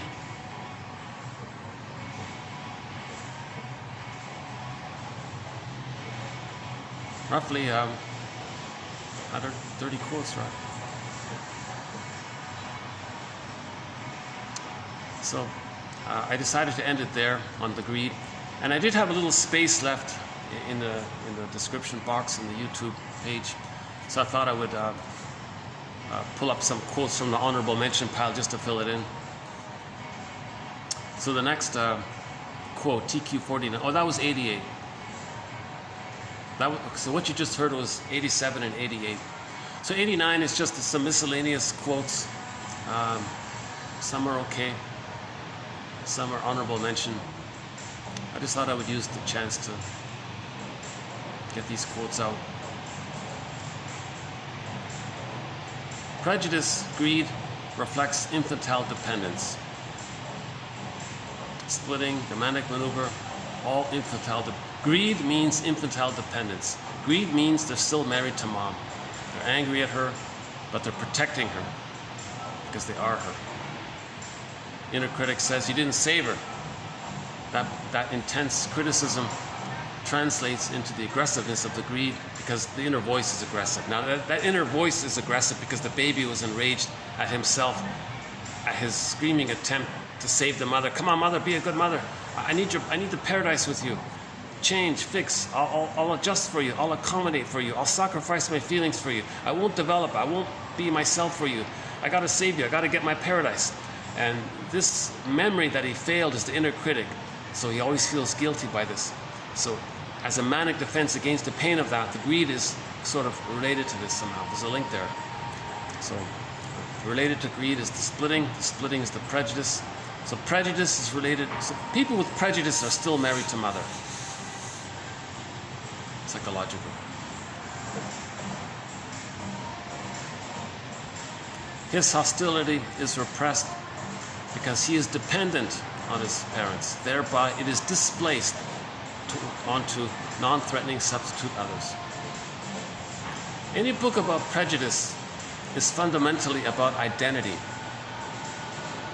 and therefore it is interrelated with our need to ask the question, who am I? Any book about prejudice is fundamentally about identity. So that woman had a placard at the hate rally. Hey, all of you, if you have a problem with your identity, Take it up with your parents. That's the best placard I've ever seen, I think. I looked for it, I couldn't find it. Just somebody described it. The more disturbed the early environment, meaning the breast. The baby's first environment is the breast. The more disturbed the early environment, i.e. the breast, the more the infant will have a psychological need to push the actual experience with the caregiver breast into the unconscious. As this occurs, the external world becomes simplified into good or bad, either or. Parents.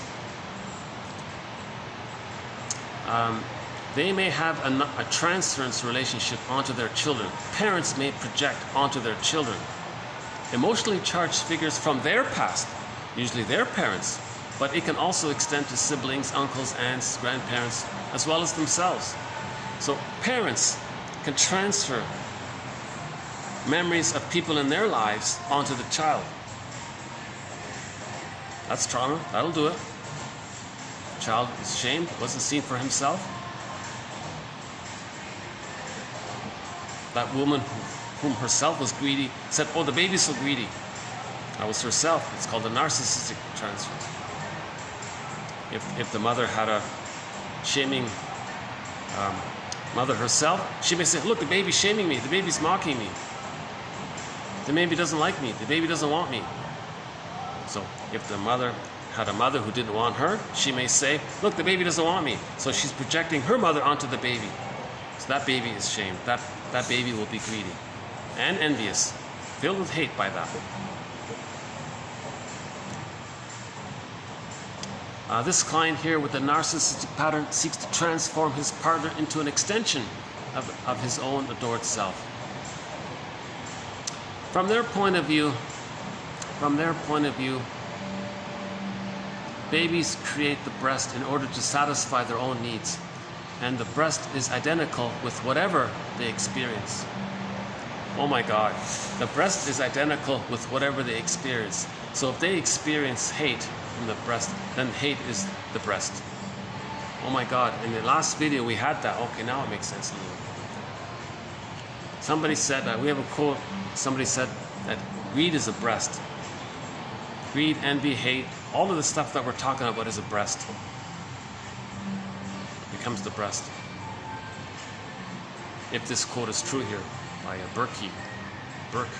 Joseph Burke. From the baby's point of view, they create the breast. I think what he means is the baby thinks everything's about him. The breast is identical to whatever they experience. If they experience rejection from the breast, then rejection becomes the breast. Then they look for rejection to be fed. If the mother hated the child, then hate becomes the breast. So they hate or be hated. That's the breast. See, all of these problems, it stems back to the nursery. Like our mentor Edmund Bergler says, as usual, the answer lies in the nursery. Is that it? I think that's it. Yeah.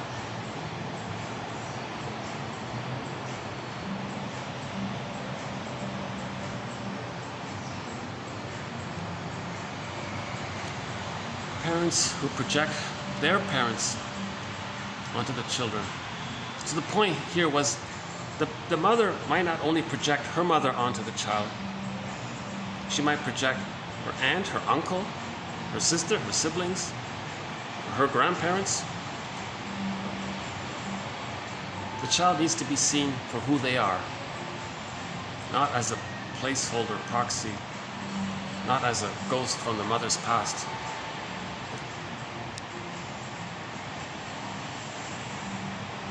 Any book, what about any quote? Any quote about prejudice, any quote about greed is fundamentally about identity. Any quote about greed is fundamentally about identity and is therefore interrelated with our need to answer the question, who am I?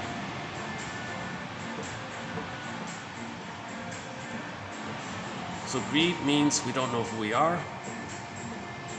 We have the false self.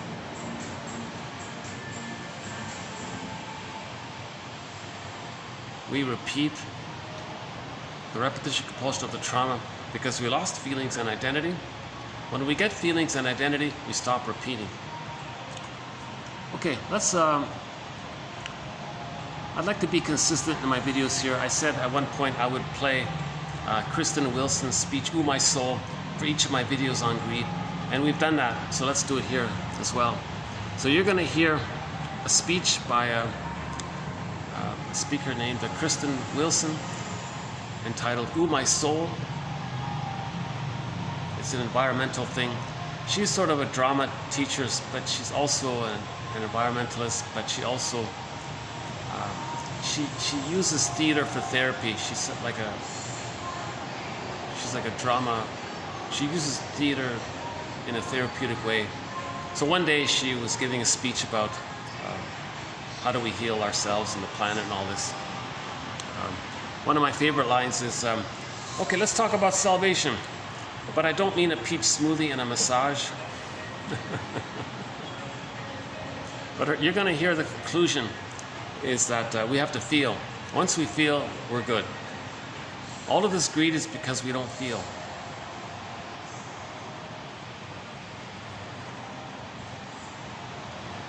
Another favorite quote, you're going to hear the line, "It is disembodied discourse." Oh yeah, she said, if you're not in your body, if you're not feeling, I feel, therefore I am. If you're not embodied, if you're disembodied, you're not making sense. Literally. It's disembodied discourse. That's destroying the planet, she said.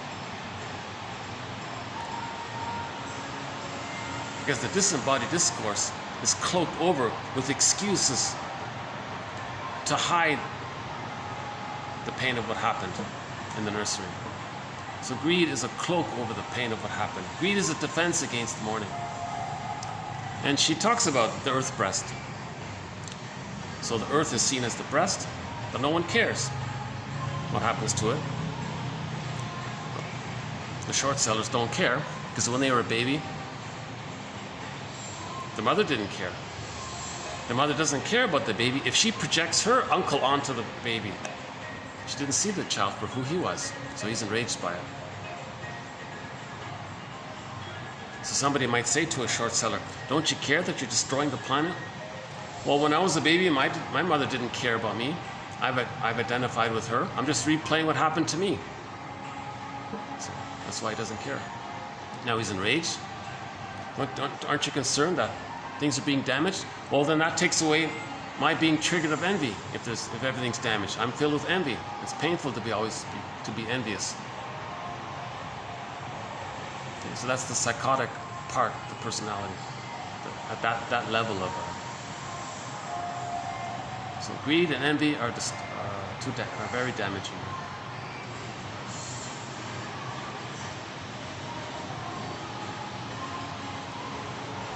So you're going to hear her call for a spiritual re-evolution.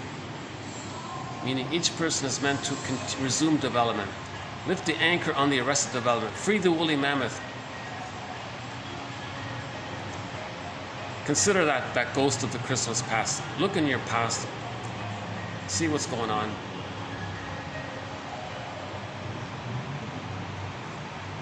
And resume development. Therapy is about resuming development. Part of resuming development is identifying where the fixation, where the stunted development took place. In order to lift the anchor on the arrested development, one has to forgive the parents. In the process of forgiving the parents, the truth will upset you free. One of the painful truths is that the mother failed the person as a baby. Now, why did the mother fail? Okay. Now you look at the plunder system. The short sellers didn't care about the land of where your mother lived or something like that. So she was a victim of the greed of others. She's a victim of the plunder system. So it's not her fault that she was so traumatized. If the mother's traumatized, She wants to reenact what happened to her because she's trying to get out of that state herself. So one way to get out of it is to reenact it with the fantasy to undo it. So she may reenact what happened to her by doing to the child to reenact what happened to her. So you got to go deep in the area of trying to forgive your parents. So the book is entitled Forgive Your Parents, Heal Yourself. But that author wrote a very good sequel to that book called Understanding Our Puzzling Emotions, Hidden in Plain Sight. Very gross cop. And we have his quotes here in the video in this collection.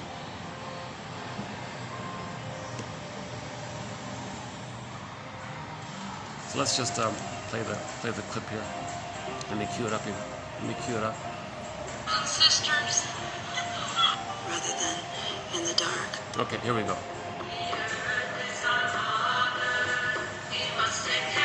Ooh, My Soul by Kristen Wilson.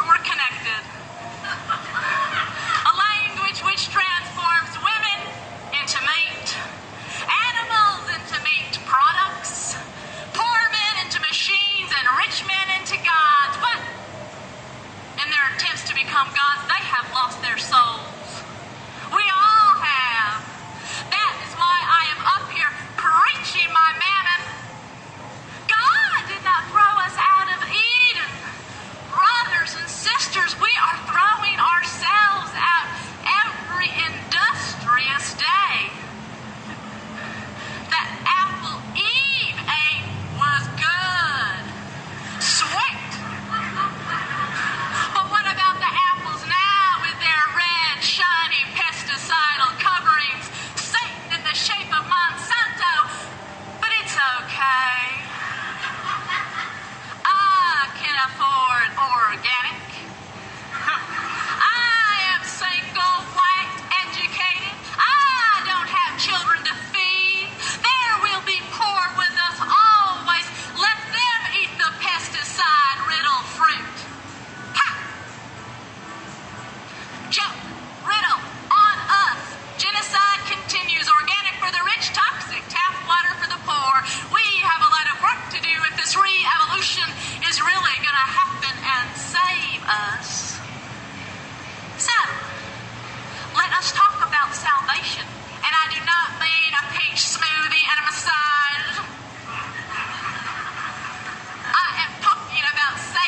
this planet and the people with it. How will we be saved?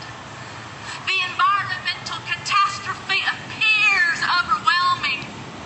We are afraid we cannot think our way out of this mess. Of course not. We must feel our way out. We must learn to listen with our hearts and our hands. If you are not in your body, you are not making sense. Literally.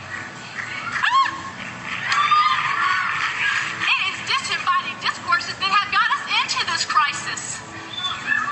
We have worshipped the false gods of logic, progress, productivity, practicality.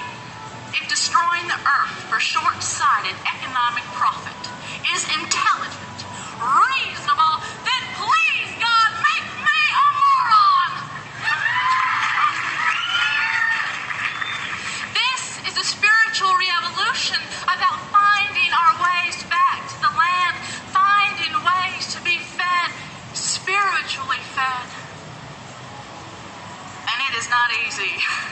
I know.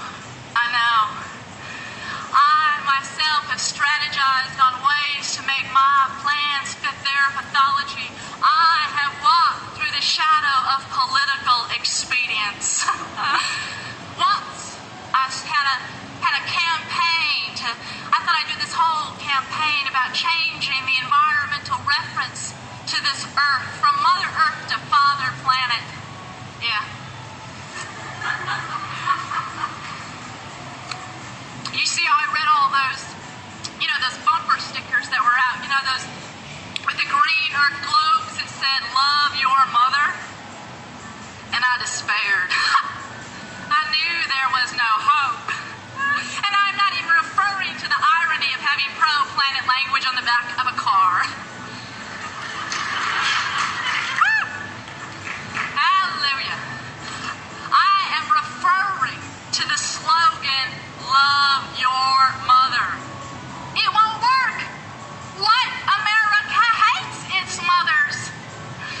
I thought of Mother's Day, and the men give the mother of their children sentimental harlequin cards, then beat, rape, and silence them the other 364 days. Now, I thought, no wonder we have an environmental crisis if we treat the earth the way we treat our mothers.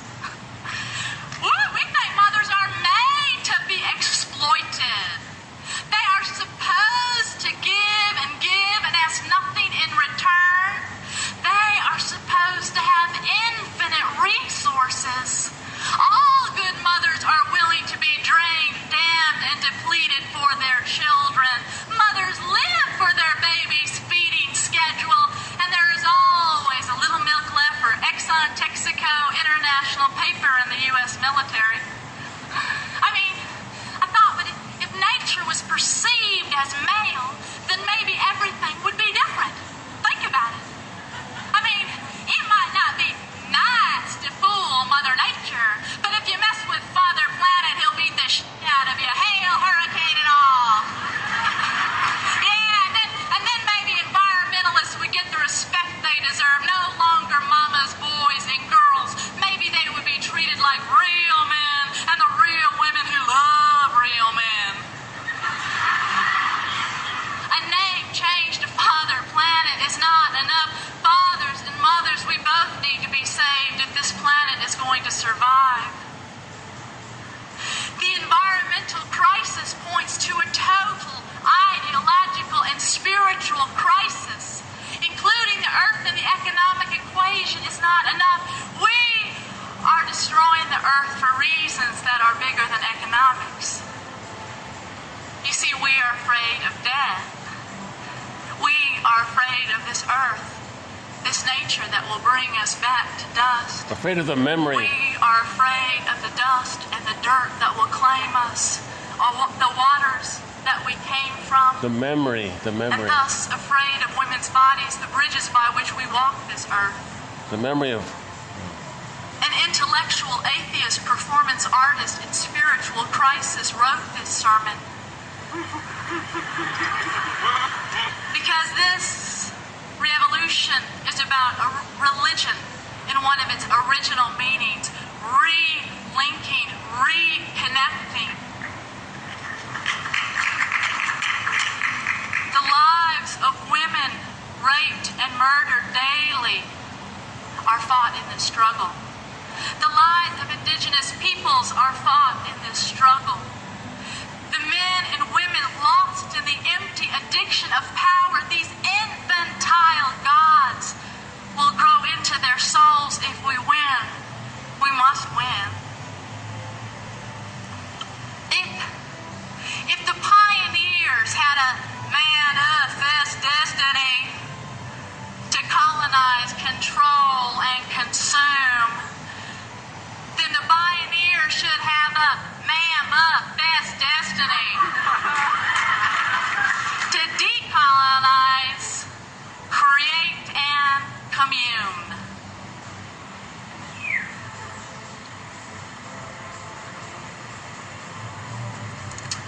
But this must be a spiritual re-evolution, not just the environment separate and distinct from its home and all and everything. You see, if this is a spiritual re-evolution, if we get to feel as we fight, if we just get to feel as we fight, then we have already won. Amen. A women, a planet, our soul.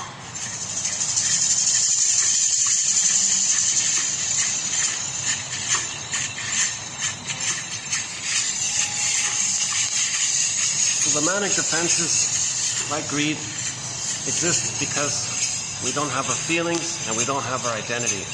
So we're in this manic excitement away from ourselves. The manic defenses are a defense against the pain of loss of feeling and identity. So as she says here, get back your feelings and your identity, then we are homo naturalis. We're back to our normal state. But we lose our feelings and identity with babyhood trauma. For example, the baby's removed from the mother. That'll do it. And that's okay.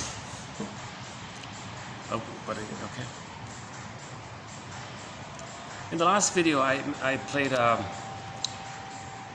song from the band Eastern Owl called Child Protection. A very touching song and a sort of an inspirational song by a high school team led by Kaylo Lynn Johnson, a song called Gentle Warrior. So these are both indigenous groups. And I mentioned in the last video I would follow up in this video with a song called Broken Spirit.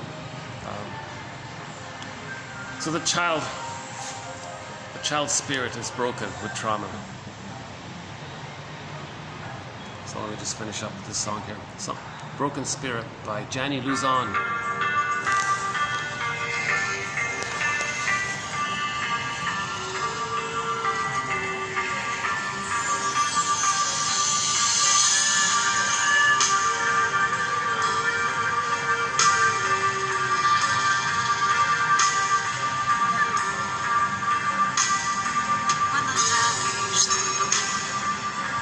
Dreams of you, and everyday life feels alive.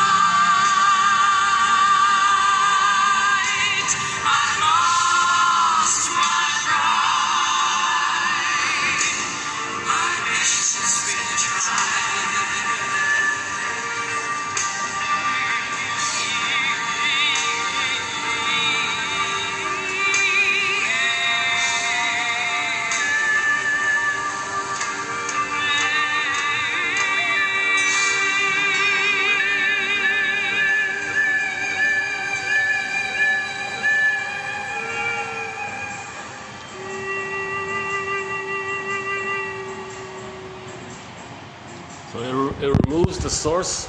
It removes the source of envious feelings, right? So in the plunder system, if there's goodness and their spirits are broken, well, then there's nothing to be envious of. They're not triggered. Spirit is goodness. The baby has spirit, soul.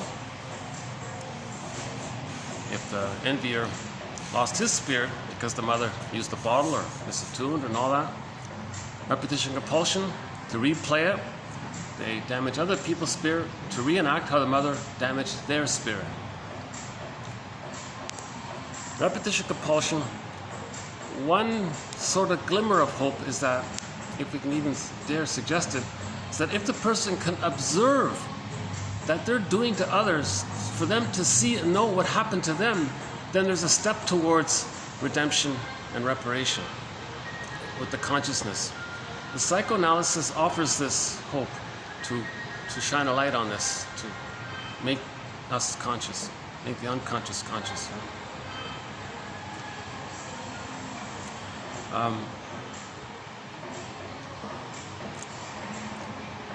So I in the summer, from May to August 2022, 17 of my videos unfortunately are missing. The quotes are protected, the quotes are saved. So we have all of the quotes for those 17 videos. But my commentary and the songs we played and even the self-help exercises, a lot of great material. Unfortunately that got lost, roughly 50 hours worth. So I'm now replaying back some of the songs that were played in the summer. So I recently played, so in the summer we played numerous indigenous songs. So I played some of them back. So some by Willie Dunn, the Ballad of Crowford,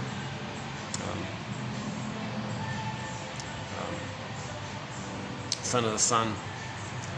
So Willie Dunn, famous Mi'kmaq singer. Actually, yesterday's one, Kaolin Johnson and her classmates, they're also a Mi'kmaq band. We played their song Gentle Warrior.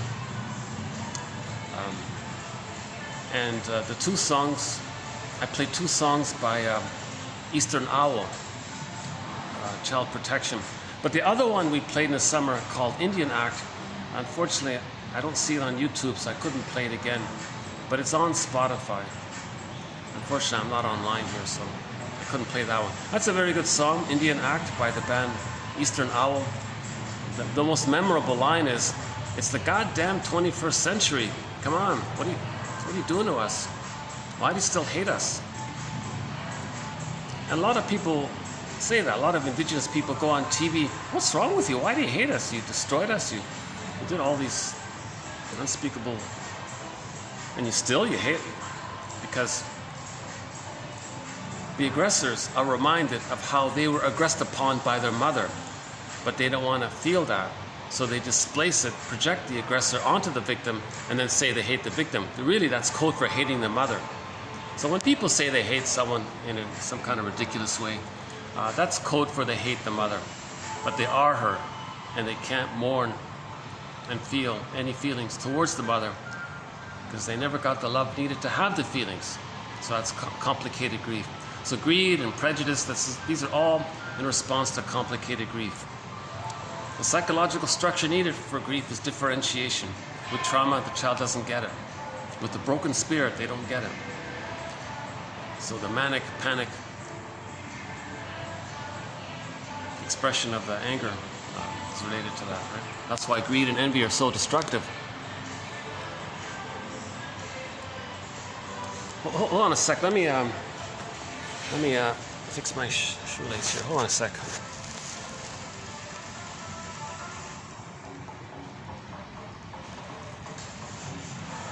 All right. So I guess I can start to wind down this video here. Yesterday was another 3-hour video. Yeah, interesting. So yesterday was okay. I would say most of these videos were not bad. The first 2 were good. The third one maybe a little weaker.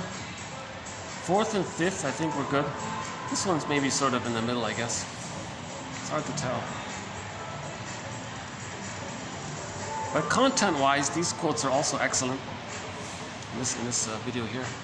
Another little stretch here.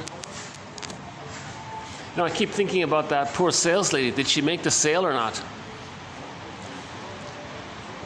I mean, in this area, this is probably the best venue. If you're going to have a function, I think you're going to want to have it here. Yeah.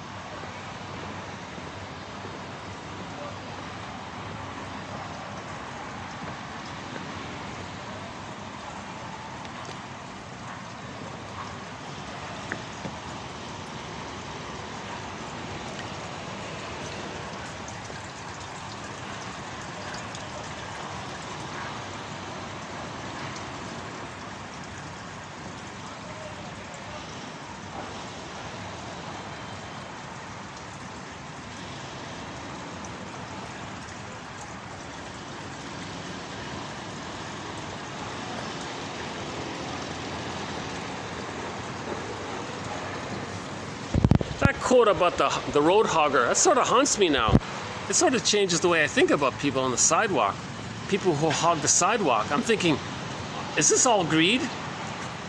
You know what I mean. You're walking on the sidewalk, and there's plenty of space, but the guy sort of a little bit leans into your space as if to say, look, the sidewalk's all mine. And sometimes that happens. Now I'm thinking when that happens, oh my God, is this just an enraged infant? Is this like a greedy infant who's doing this? He's still in this compulsion to gobble up everything. So he'd be a good short seller, right? Gobble up everything. So that's probably a prerequisite for the plunder system. You got to have endless greed and envy. You know? And that quote we had today, or was it yesterday, where the guy said, what part of me is in this slogan? Greed is amazing. Greed is awesome. What part of me is in this? And he didn't feel it, so he wasn't a part of the plunder system. How's the lighting here?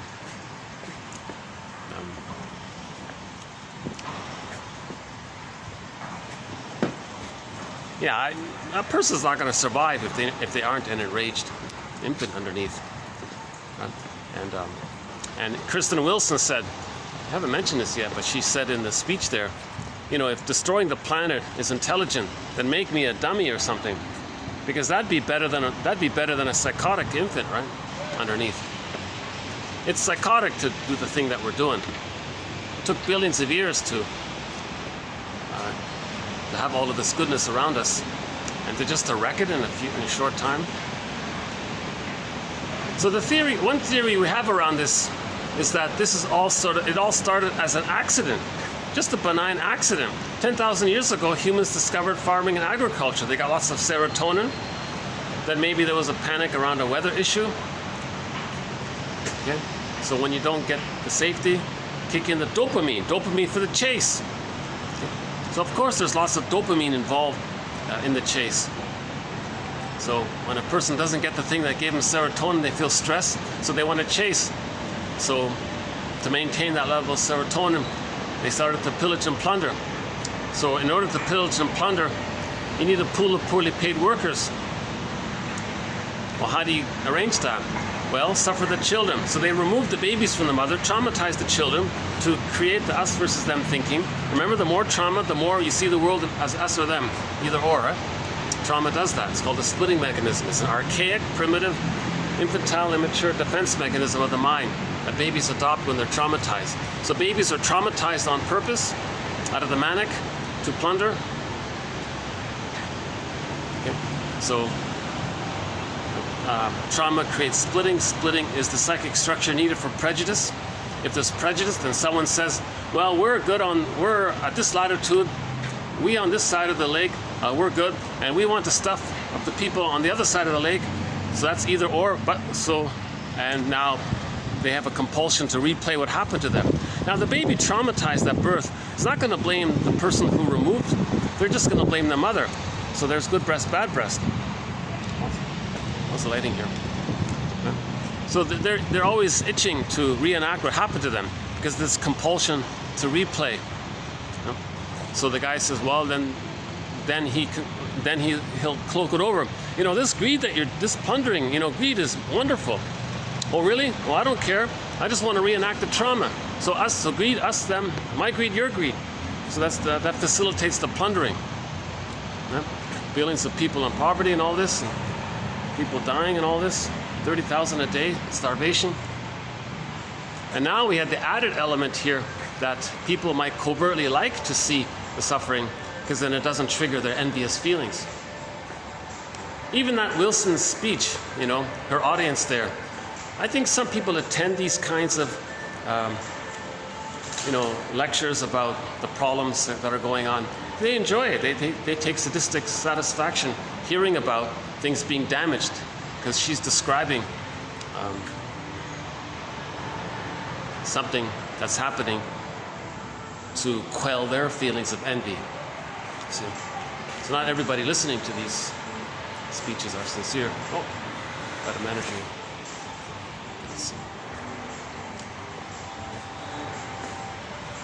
Here's a great little spot. Here's where we did most of the videos were done right here. Yeah.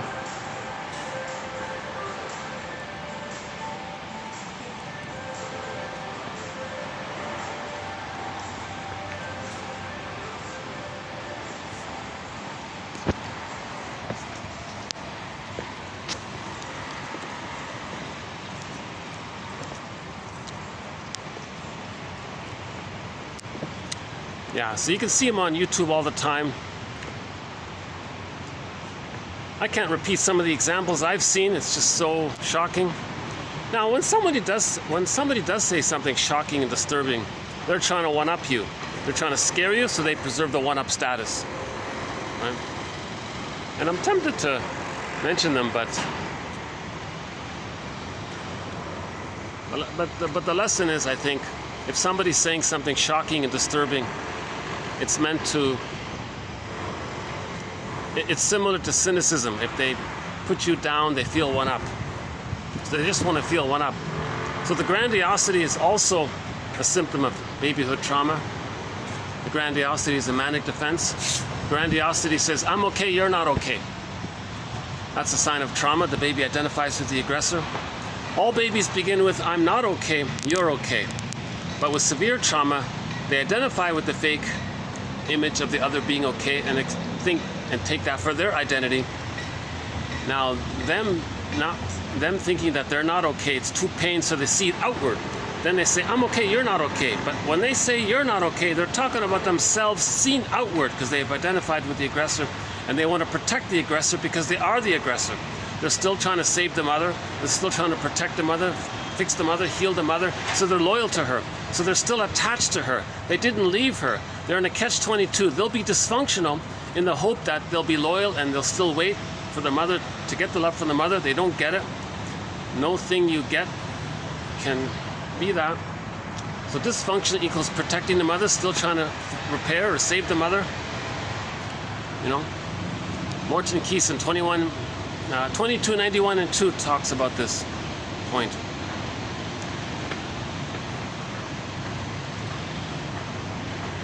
So the cruder, the more vulgar, the more crude, the more enraged they are, the more traumatized they are, the more likely they'll, quote unquote, in their mentality, succeed in the plundering thing. So don't admire people who have millions of dollars because they got it at the expense of immense suffering, immense hardship.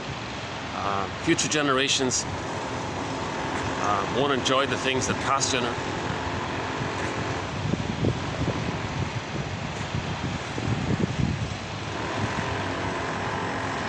Pigeon, you like pigeons? You're checking in for some water here. Show up here. goes. Once in a while a pigeon will drop down. It's very rare, but he'll take a couple of drops of water and he'll fly off for some reason. I'm guessing he doesn't like the fluoride or whatever they put in water these days.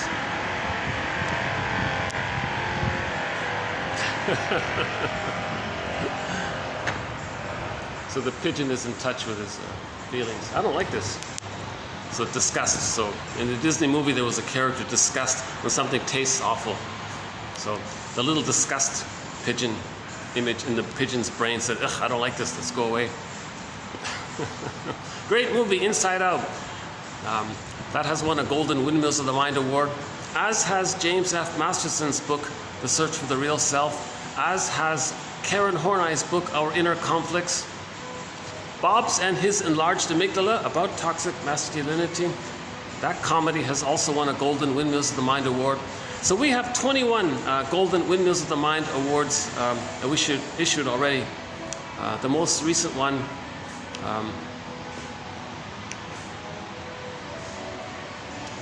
is the 20th one I remember was the painting Stepping Out by Roy Lichtenstein. Because if you look at that painting, you see immediately the disassociation of our disowned feelings. On the one side of the painting, the guy's bland and lost his spirit, broken spirit. You can see it, he had a broken spirit. On the other side of the painting was the spirit as disassociated, the golden ball, the vibrancy.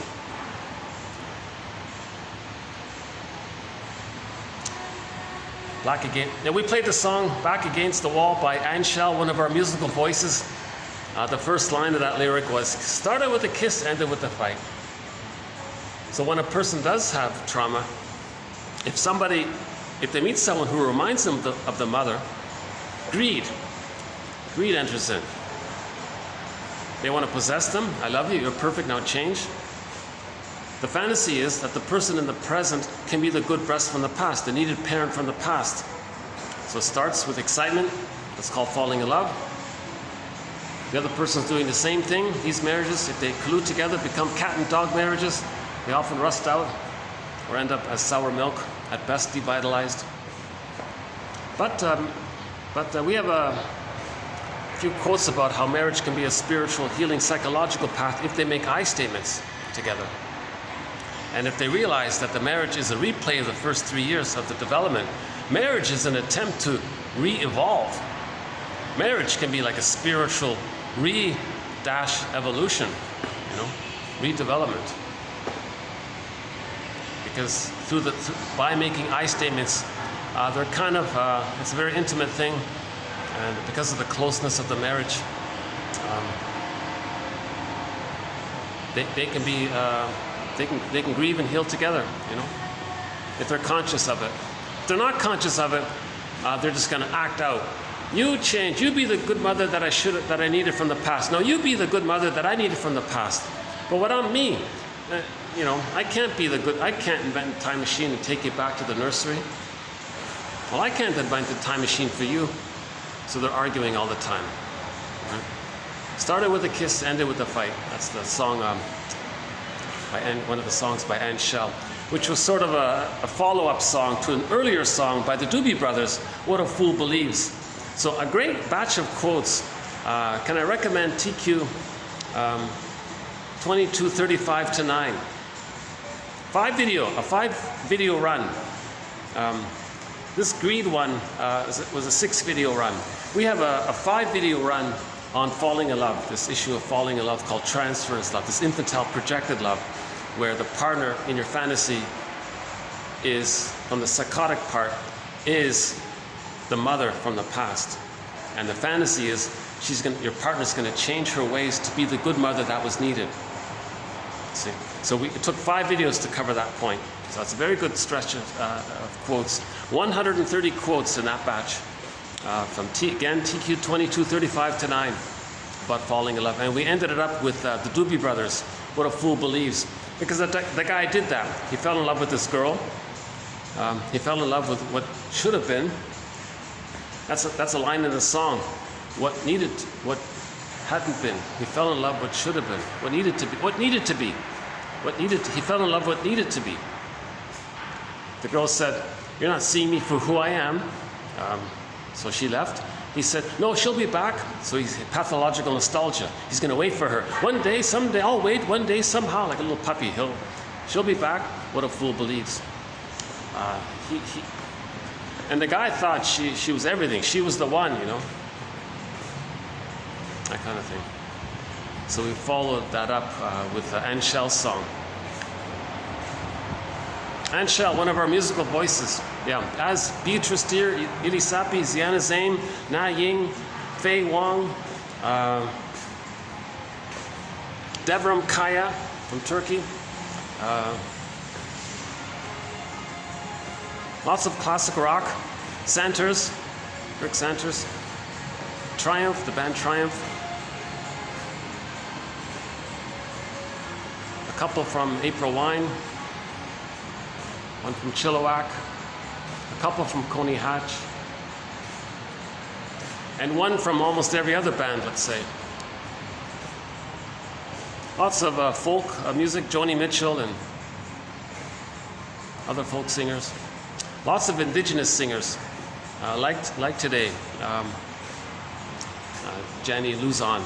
That song, it's been on YouTube for 8 years. It only has like 300 views. Not a bad little song. Eastern Owl, that song has like 30 views or something.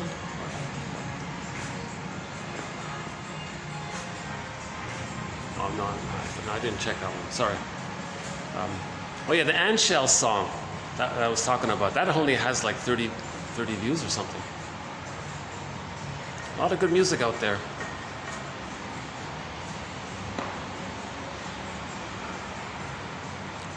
Dan McCafferty is also a musical voice to 1001 Windmills of the Mind. Katja Epstein for sure. She sings our theme song, a German cover rendition of the song Windmills of the Mind. What else?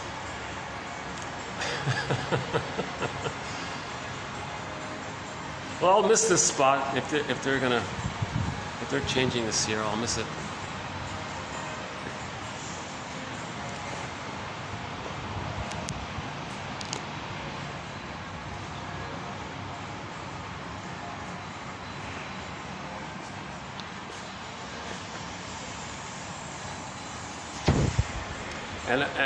And as far as I can tell, no one can hear me. Like this is an odd.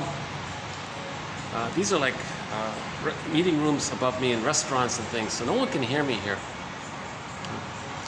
And none of these windows open, so they don't hear me, right? On that side. So it's a great little spot here.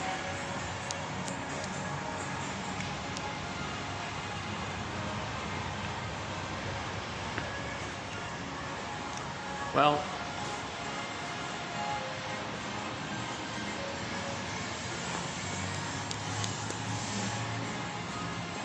okay, so for the price of one of these things, for the price of a coffee, an incredible deal, $5 Canadian, an incredible deal.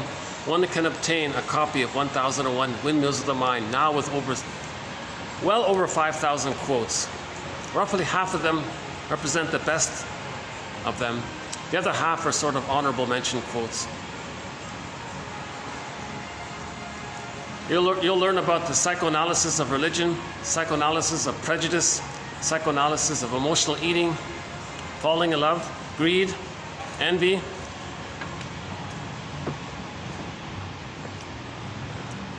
Actually, yeah, we could add more. They're closely related, greed and envy, but I sort of have a separate thread on envy. If you type in the search engine envy, you'll get those quotes. And what I like about this batch of 6 videos here on greed, it sort of clarifies the link between envy and greed and envy. That envy is the covert motivator, the more trauma there is. Greed destroys, but it's blind. It just wants to take in, and it's compulsion. But the rage underneath, to not see goodness, that's the envy. That's why that guy, that famous short seller, multi-billionaire, 99 years old, says, "Dear world, the world is it's not driven by greed. Yes, he didn't say that, but yes, we brainwashed you. But the truth is, I'm 99 years old.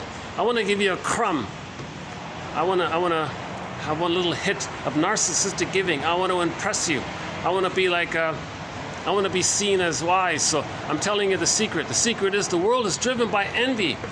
Wow, is he so knowledgeable or something? But he's still doing it. Maybe a publicity stunt to get more. He's still greedy. He's still trying to make more money. What does a 99-year-old multi-billionaire need with more money? This is the blind compulsion of the psychotic part of the personality that sees the world as the breast, and they're still trying to get the breast. Okay, greed means you still think everything about you is in your unconscious psychotic dream world. It's the breast and you want to get it in. It doesn't work. Now you function, you know it's not, but we're talking about the puppet master within. It's called unconscious motivation via the unconscious fantasies that derive from the traumatic interaction with the mother, with the breast mother. And a lot of people don't like this idea that there is such a thing as that there is such a thing as an unconscious. They don't like that image of the iceberg, that the small part on top is our consciousness, but there's all this underneath.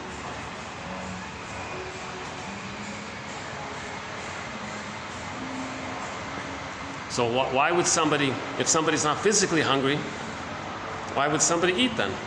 Doesn't make sense. Because they're emotionally starved. They're emotionally hungry. Okay? They weren't emotionally fed. When a baby isn't emotionally fed, later on, if that's triggered up and they're reminded of how they weren't emotionally fed, they'll symbolically look to the cookie and think that's the breast in order to find the emotional feeding that was needed, because the associations are like that. So we have a good quote from 2 videos ago. I think it's part 4, about this interplay between the psychotic part of the mind and the normal functioning, cognitive, reasonable part of the mind. This little thing that's going on between the two. Interesting way of putting it.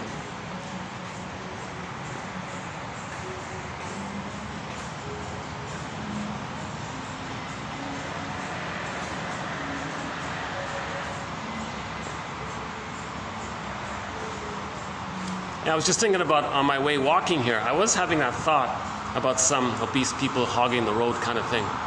Oh my God, is that greed what they're doing? Is this infantile greed? Is hogging the sidewalk or the driver hogging the road, is that greed? It's a little bit of a question mark, but let's see if we can update that one. But the thumb sucking one, I think, yeah, I think so. If the baby isn't nursed properly, the poor baby is trying to soothe himself somehow with the pacifier. And it's stuck. Repetition compulsion. He'll do it with other things later on, with cigarettes or with food or with fantasy, gulping in. Greed can come from there. So I'm going to assume that those who who pacified themselves with the thumb sucking, I'm going to assume that a lot of them are greedy.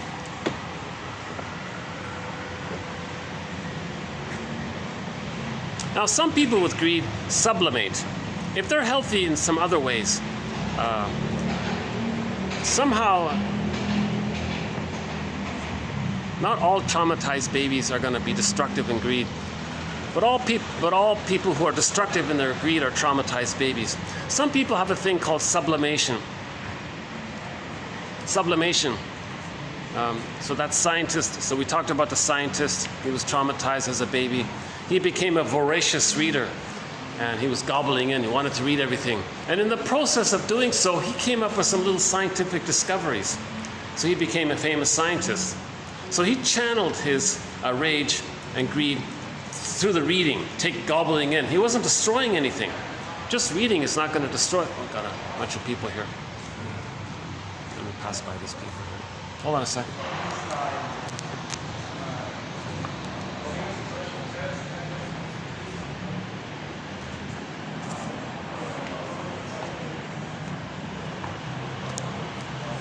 See, they might want to, I got a feeling they might want to sit here. Okay, let me Let me move this upstairs, let these people sit here. Hold on a sec.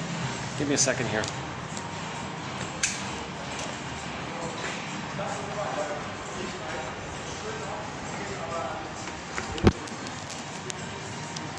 Guys, I'm just leaving. If you want to use this, I'm just leaving. No. Oh, you're just passing by? Look around. Yeah. You're not bothering nothing at all. Okay.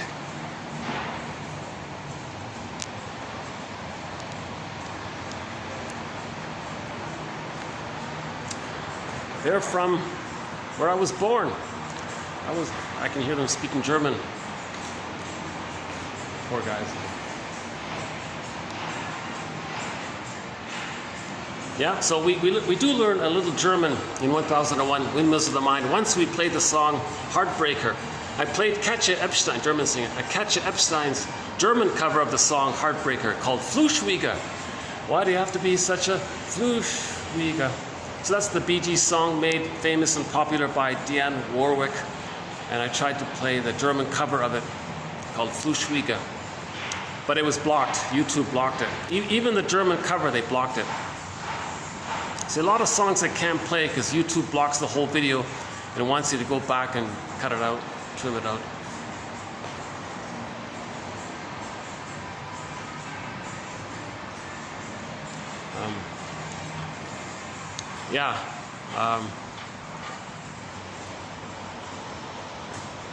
The most recent German word, if I remember, it was the greed about the race car driver. He wanted to eat the miles, gobble up the miles. That doesn't matter. It's the German word for eater of miles, whatever that word was. I forgot. Essen.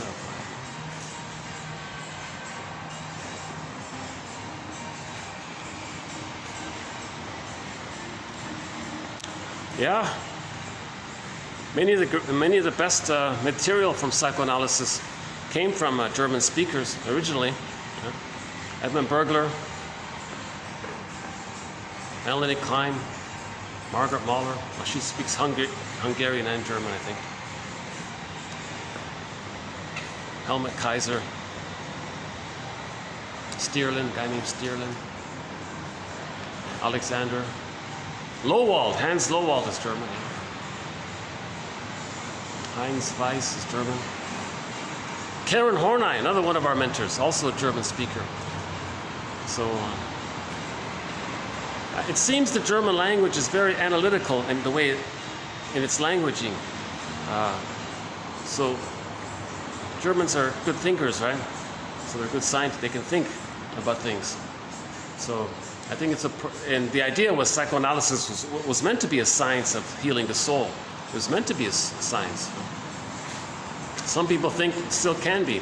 Now the general consensus is that psychoanalysis is a blending of art and science. It's a blending, the yin and the yang. So the art is the yin and the science is the yang. We need both. Because in the art, you need the presence, the timing, the relationship. That's the yin. The relationship is the yin, and the free association and the insights, that's the yang. So we need the yin and the yang of healing. I played in the summer. In China, there's a huge Ferris wheel with a massive yin-yang symbol in the middle, like the Tai Chi symbol, the yin-yang symbol. And the Ferris wheel goes around and around. It's a great image. It's a great reminder that we need both the yin, the feeling, the presence, the embodiment, the golden ball, and the yang. That's sort of the expression and the active search for our feelings, or the expression of our feelings.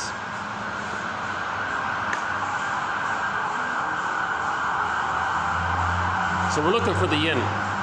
So Marion Woodman refers to it as the feminine and the masculine principle. So the feminine principle is the feelings and the embodiment. The masculine principle is sort of the active doing. So these quotes are more about the yang, the knowledge, the active. We want to build the nest, repair the ego, then the feelings can come in. So basically body-mind, right? Mind, soul, body, soul and the body. It's all linked up, right? With trauma, things get split up. We want to heal. Anything else here? Hold on a second. Should we try another? What about another song? Or?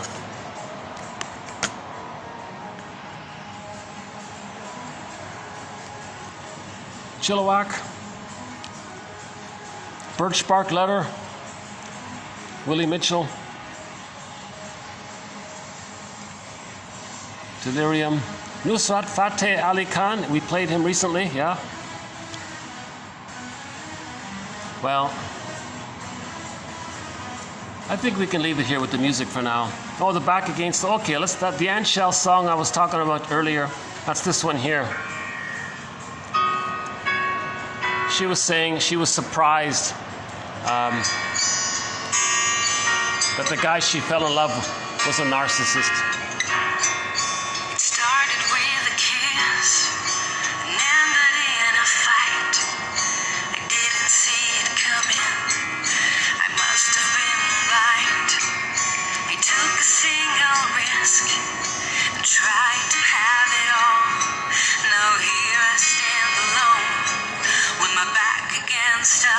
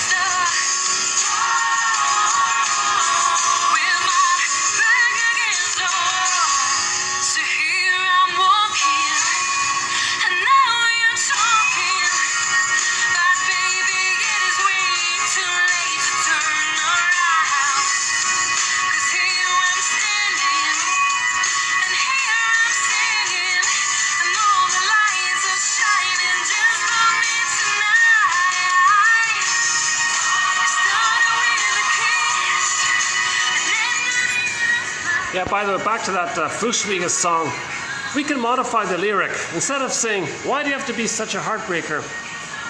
Now we can update it. We can say, why do you have to be the one to remind me of how my heart was broken by my mother? Why do you have to remind me of how my heart was, of my broken spirit? Why do you have to remind me of what happened to me in childhood? You were supposed to be the good mother that I need. But instead, you reminded me of the pain that I experienced. Repetition compulsion is the search for feeling. We repeat because we're trying to get back the feeling that we couldn't feel as a child. Enter meditation. Feeling comes up. There you are. You accept it. And try to understand it. That something happened, but the feeling's here. Be a parent to yourself. So what attitude would you have to any frightened child? That's you within. You're the frightened child coming up in the feeling. Now you want to so-called reparent yourself. Offer that line to yourself. That link was missing. Remember the nerves? That line was missing. The nerve line between the the nerves in the breast and the nerves in the child who's missing. Now we have a feeling, okay, there it is, there's the feeling.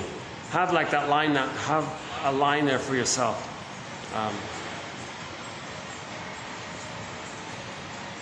Now the inner critic's gonna come in. What, you're trying to heal? What, you're trying to feel? Did you save the mother? Okay, quiet, quiet. That voice was your false belief that you thought it was your job to save the mother. So you can say to the inner critic, okay, calm down, inner critic, which is you, your own childhood voice. Okay, I'm sorry, inner child, that we had that belief. It wasn't our job to save the mother.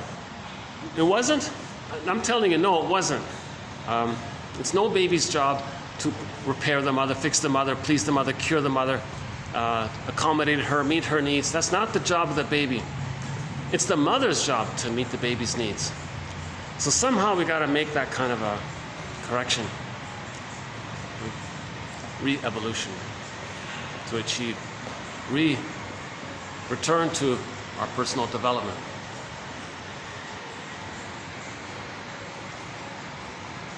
That image about lifting the anchor on the arrested development, I think my favorite one is from the movie Kirikou and the Sorceress. It's a French animated film, it's a family film. There's a little scene in there where little Kirikou manages to pull the thorn from the woman's back, and then she had emotional freedom. She was free, she was relieved. So that's a symbol of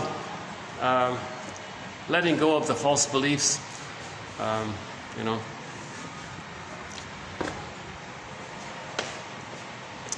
Anything else here?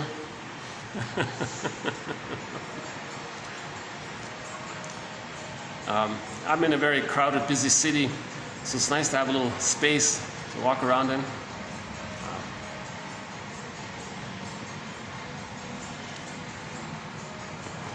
But I gotta admit, I need a break from the topic of greed, so I'll take a few days break and move on to some new topics. We'll come back to the topic of greed, but I feel like we've made some progress. You know, at the beginning of this set, I really had no clear concept of greed too much. Now it sort of makes sense, especially when we tag in the issue of envy. Right? So greed is like the Trojan horse of envy.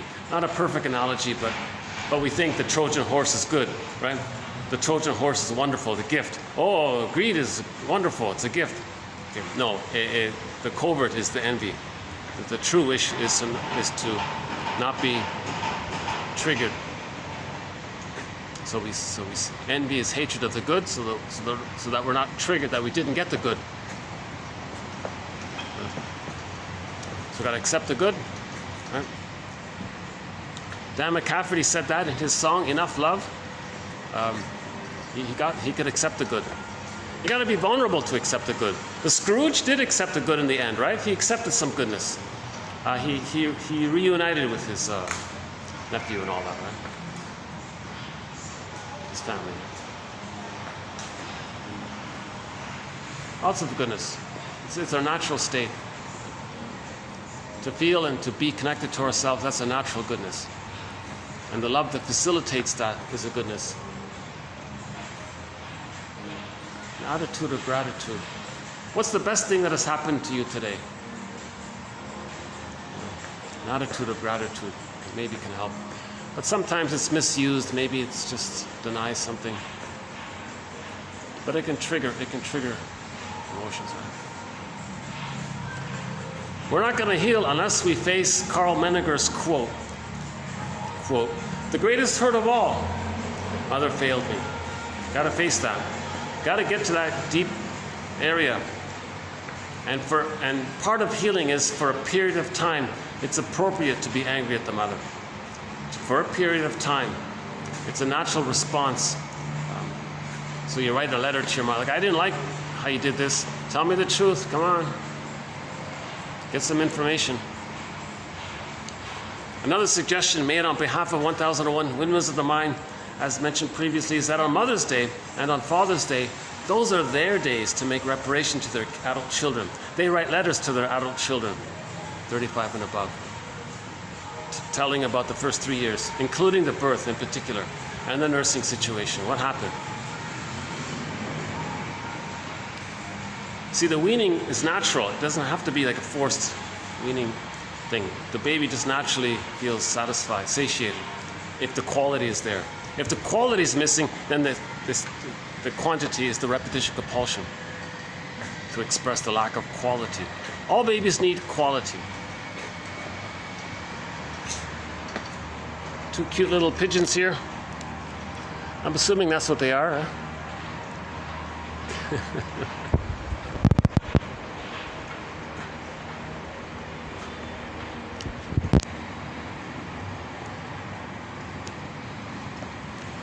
What are we doing here? 2:45.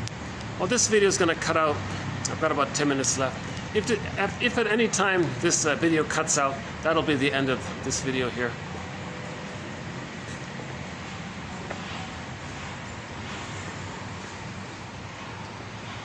Oh, I see. So you're not allowed to smoke even outdoors here. That's good. Yeah.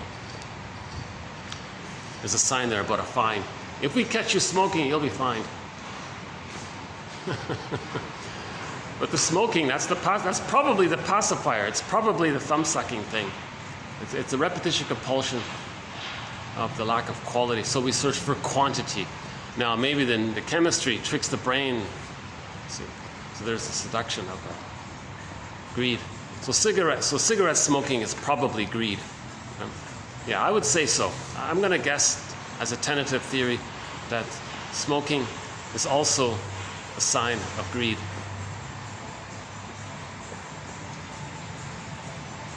As in the way that we say emotional eating is a sign of greed, or overeating, eating issues is a sign of greed in that way. Question of degree, I guess.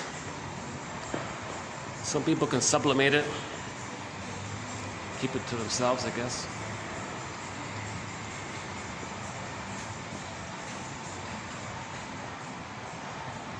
I imagine a lot of people in the plunder system are drinkers and smokers and compulsive behavior, Don Juans and compulsive behavior. So Don Juan is compulsive, right? Wants every woman, very greedy. The theory about Don Juan is, one author said, if he ever were to, because looking for the mother, but no woman's the mother, and he can't.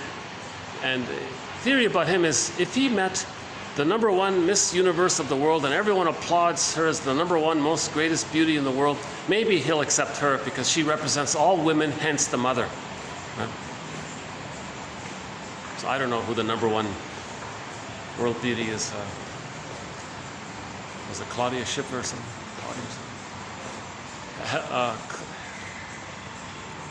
Klum, Helga Klum, Heidi Klum? I forgot. I'm not interested in that area.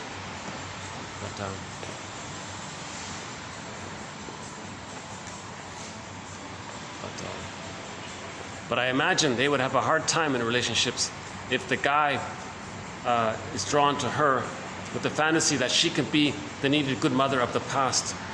Now, a lot of marriages are based on narcissistic inflation. So he feels that the beauty queen is an extension of him. So he feels a little enhanced by the identification of her as a part of him. And her successful status means his successful status. Something like that. Yeah, we don't have any quotes in that area. Maybe in the future we'll study a little more about the fascination with beauty queens and all that. They're aesthetic, they're proportion, maybe. They look healthy, fertile, maybe it's a symbol of mother. Anything else here?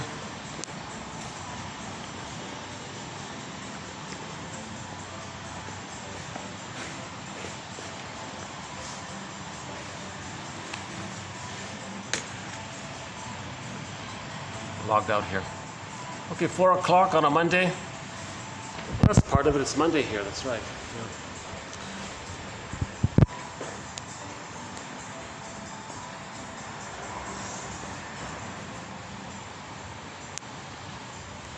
We had one quote about the guy who's afraid that he talks too much. That's greed.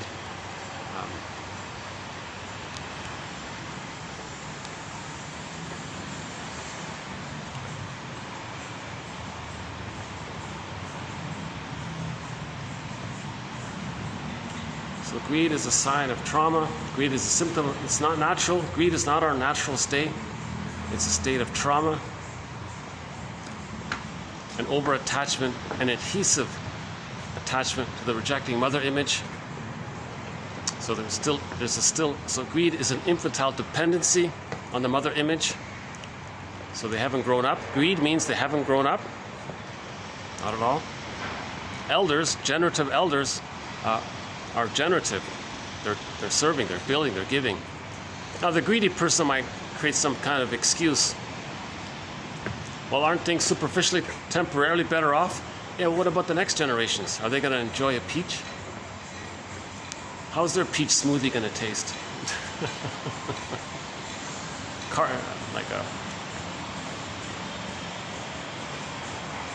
I just saw an ad, not an ad, some kind of report saying, oh, never mind. It's something about masking, hiding from a deeper damage, trying to make you think that something else which masks it is good. Therefore, it's a straw man thing. So, straw man argument is very common. You don't want to face the true issue, so you talk about it. You talk about something else that's tangentially related to it, and all of your focus is on that thing. It distracts you from the real thing. It's like rationalization. You create some excuse to avoid the truth. So when they say control the narrative, they mean create a straw man to avoid the real issue. Logical fallacies, one of our threads, yeah. Logical fallacies. I think we need to update that one. It's been a while. So we talk about red herring, a straw man, glittering generality, transfer. Do you feel that you might be transferring your feelings from A onto B? Is that possible? It's called transfer.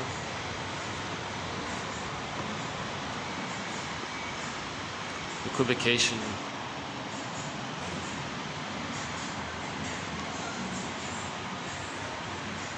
What else?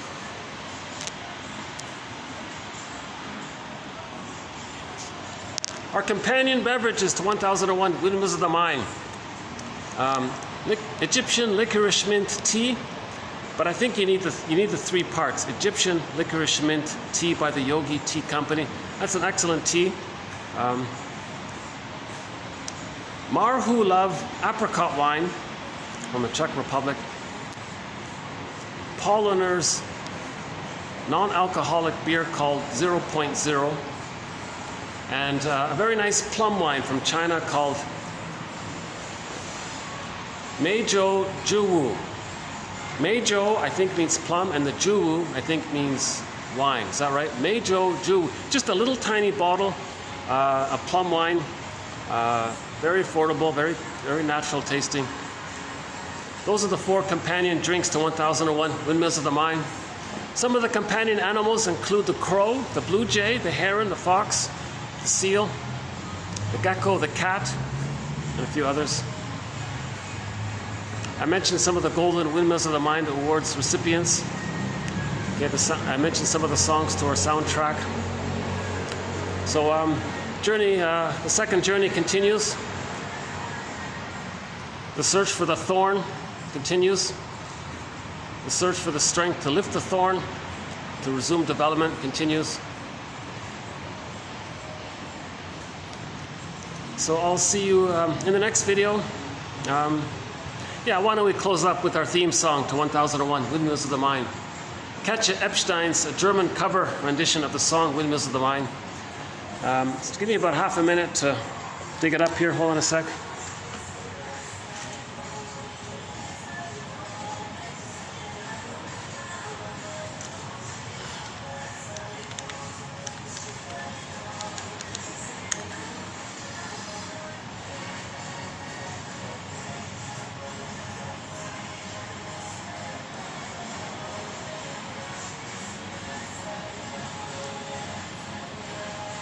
All right, here we go. Our theme song.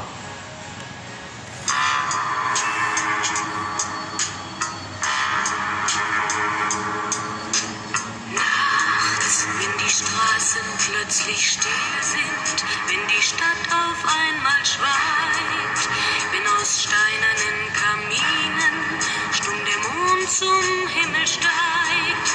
Wenn es hier in meinem Zimmer leer und einsam wird um mich, suche ich in den dunklen Schatten die Erinnerung an dich.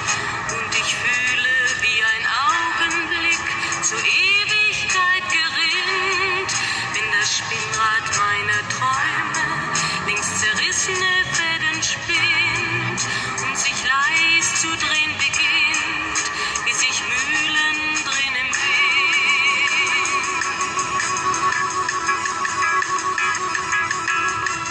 Und es kreisen die Gedanken ohne Anfang, ohne Ziel, wie die schnellen Wellenringe, wenn ein Stein ins Wasser fiel, wie ein Kreisel, den die Peitsche übers Straßenpflaster treibt, wie Spiralen, die ein Adler in den Abendhimmel schreibt. Und ich fühle, wie ein Augenblick zur Ewigkeit gerinnt, wenn das Spinnrad meiner Träume längst zerrissene Fäden spinnt und sich leis zu drehen beginnt, wie sich Mühlen drehen im Wind.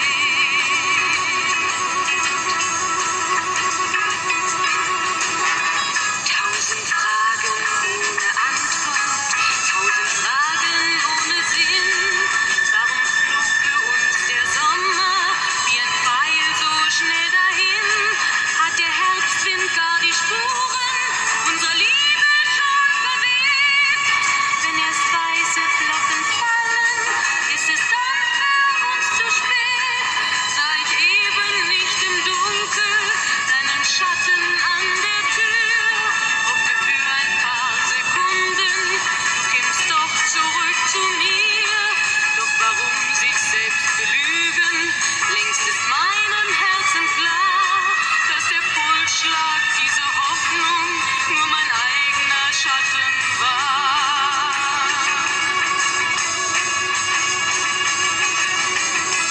Und ich fühle, wie der Augenblick zur Ewigkeit gerinnt, wenn das Spinnrad meiner Träume längst zerrissene Fäden spinnt und sich leis zu drehen beginnt, sich im Kreis zu drehen beginnt, wie sich Mühlen drehen im Wind,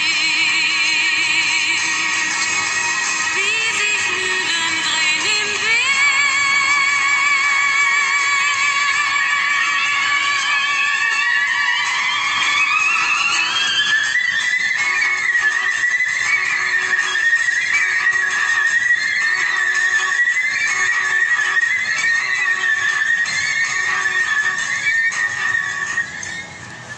I highly recommend Barbara Lewis's English cover of that song. Barbara Lewis, due to copyright issues, I can't play it. I'd love to play it. She plays, I think, the finest rendition, the finest English rendition of that song is by Barbara Lewis. A distant third place might be Jose Feliciano. He does a pretty good version. But that one there, what you just heard, Katja Epstein, this collection is named after this song, actually. Everything that you heard today is a windmill of the mind, a thought of the mind, or comes from the mind, an idea, I guess. We now have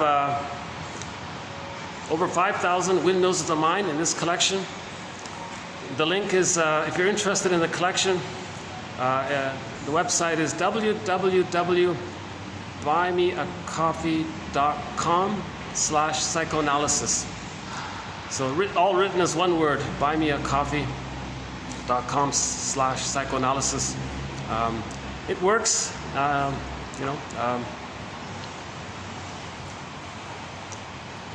it's basically, I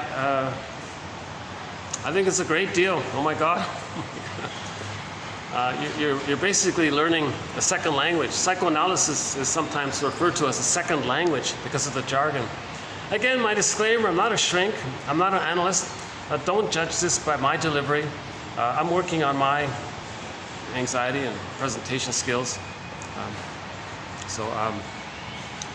I think one of the benefits of my offering this is that when I present jargon, chances are anyone can understand it, right? So,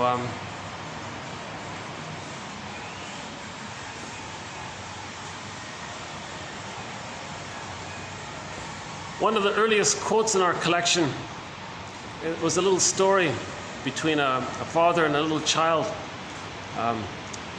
The father was busy doing something, and the little 7-year-old son wanted his father's attention. So the father wanted to distract the child, and knowing that his son likes puzzles, found a magazine, opened it up, and ripped out a page of the world, a globe of the world, a world atlas. And knowing that his son never saw a picture of the world map, he ripped up the page into small pieces and said, "Son, I've got a task for you here. I'd like you to put the world together. Here's some Scotch tape. Off you go." A very short time later, the son comes running back in an excited manner. "Dad, look, I repaired the world." "You repaired the world? That's amazing. How did you do it? You didn't even know how the world looked, and you repaired it. How did you do it?" "Well, that's true, but when you ripped the page out of the magazine, on the back there was a picture of a man. I saw that. So I turned the pieces over, repaired the man, and when I turned it over, I saw that I repaired the world." So the lesson was, repair the man, we repair the world. We want to heal the man, we heal the world. So we want to heal ourselves, meaning get back our feelings, get back our identity. Okay, lift the anchor on the arrested development. Lift the anchor on the arrested development. Identify the arrested development. Admit it. The truth will upset you free. Admit it. Admit complicated grief. Admit the lack of a secure attachment style. Admit the lack of quality in the nursing time. Admit it. Admit the loss of who you would have been had you been loved. Admit the repetition compulsion is a mirror of trauma. Right? Admit that in falling in love, you think the partner is supposed to be the good mother that should have been there. Admit these kinds of things. Right? Work in that area. Move towards lifting the anchor. Move towards freeing the woolly mammoth. Getting back her embodiment. In the White Bear, King Balamon, she got the bear and the golden wreath. Odysseus got home. Ithaca is his soul castle. Penelope is the feminine side. He got his inner embodiment, he got his feelings. Orestes, he saw the two sides. Right? He separated from the mother by seeing the two sides. And Demeter went into the unconscious, brought back core, she became Persephone. We do heal the skeleton character, the double self, the unconscious self, the second self, the secret self, and we have a dialogue with ourselves. Okay? We're in there. Us in there is looking for home. We're the home for us, and we're looking for us. So we're looking for ourselves as well. Know thyself means know both selves, the conscious self and the unconscious self.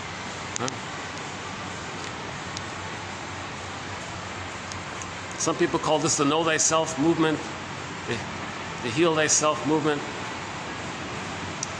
the mythopoetic movement, the self-reparenting movement, the psychoanalytic movement, the mental, emotional, spiritual, moral hygiene movement, simply called the mental hygiene movement. Oh, the comic psychoanalysis. The best introduction to psychoanalysis is the comic psychoanalysis, in my opinion. EC Comics. The website is Dark Horse Publishing. In the search engine there, type in psychoanalysis. If you're willing to pay the $20 or whatever it is now, you'll get the full, complete run of the comic psychoanalysis. It teaches psychoanalysis in comic book format. There are 4 issues put out, 12 therapy sessions. They talk about repetition, compulsion, unconscious guilt, family systems therapy, and much more. That's the best dream introduction. That's the best introduction to psychoanalysis. That one right there, the comic. That has won a Golden Windmills of the Mind Award, that comic book, psychoanalysis. After that, then get 1001 Windmills of the Mind. maybe to stimulate someone's interest in psychology or healing the soul, study of the soul. Maybe use the Enneagram. You know, Helen, what's her name again? Helen Palmer, Helen Palmer, or the Riso book, The Wisdom of the Enneagram. You identify the line. You got 9 types, 2 on each line. When you feel stressed, you move to another line. When you feel safe, you move to another point. On the line, you move along the line. So you're at a point. If you feel stressed, you move to another point. If you feel safe, you move to another point. Study the 9 points. That's a great introduction to psychoanalysis, the Enneagram. Yeah.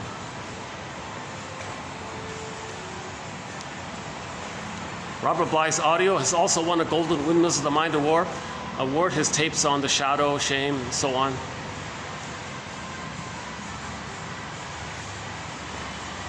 Okay, this video is going to cut out any minute. Yeah.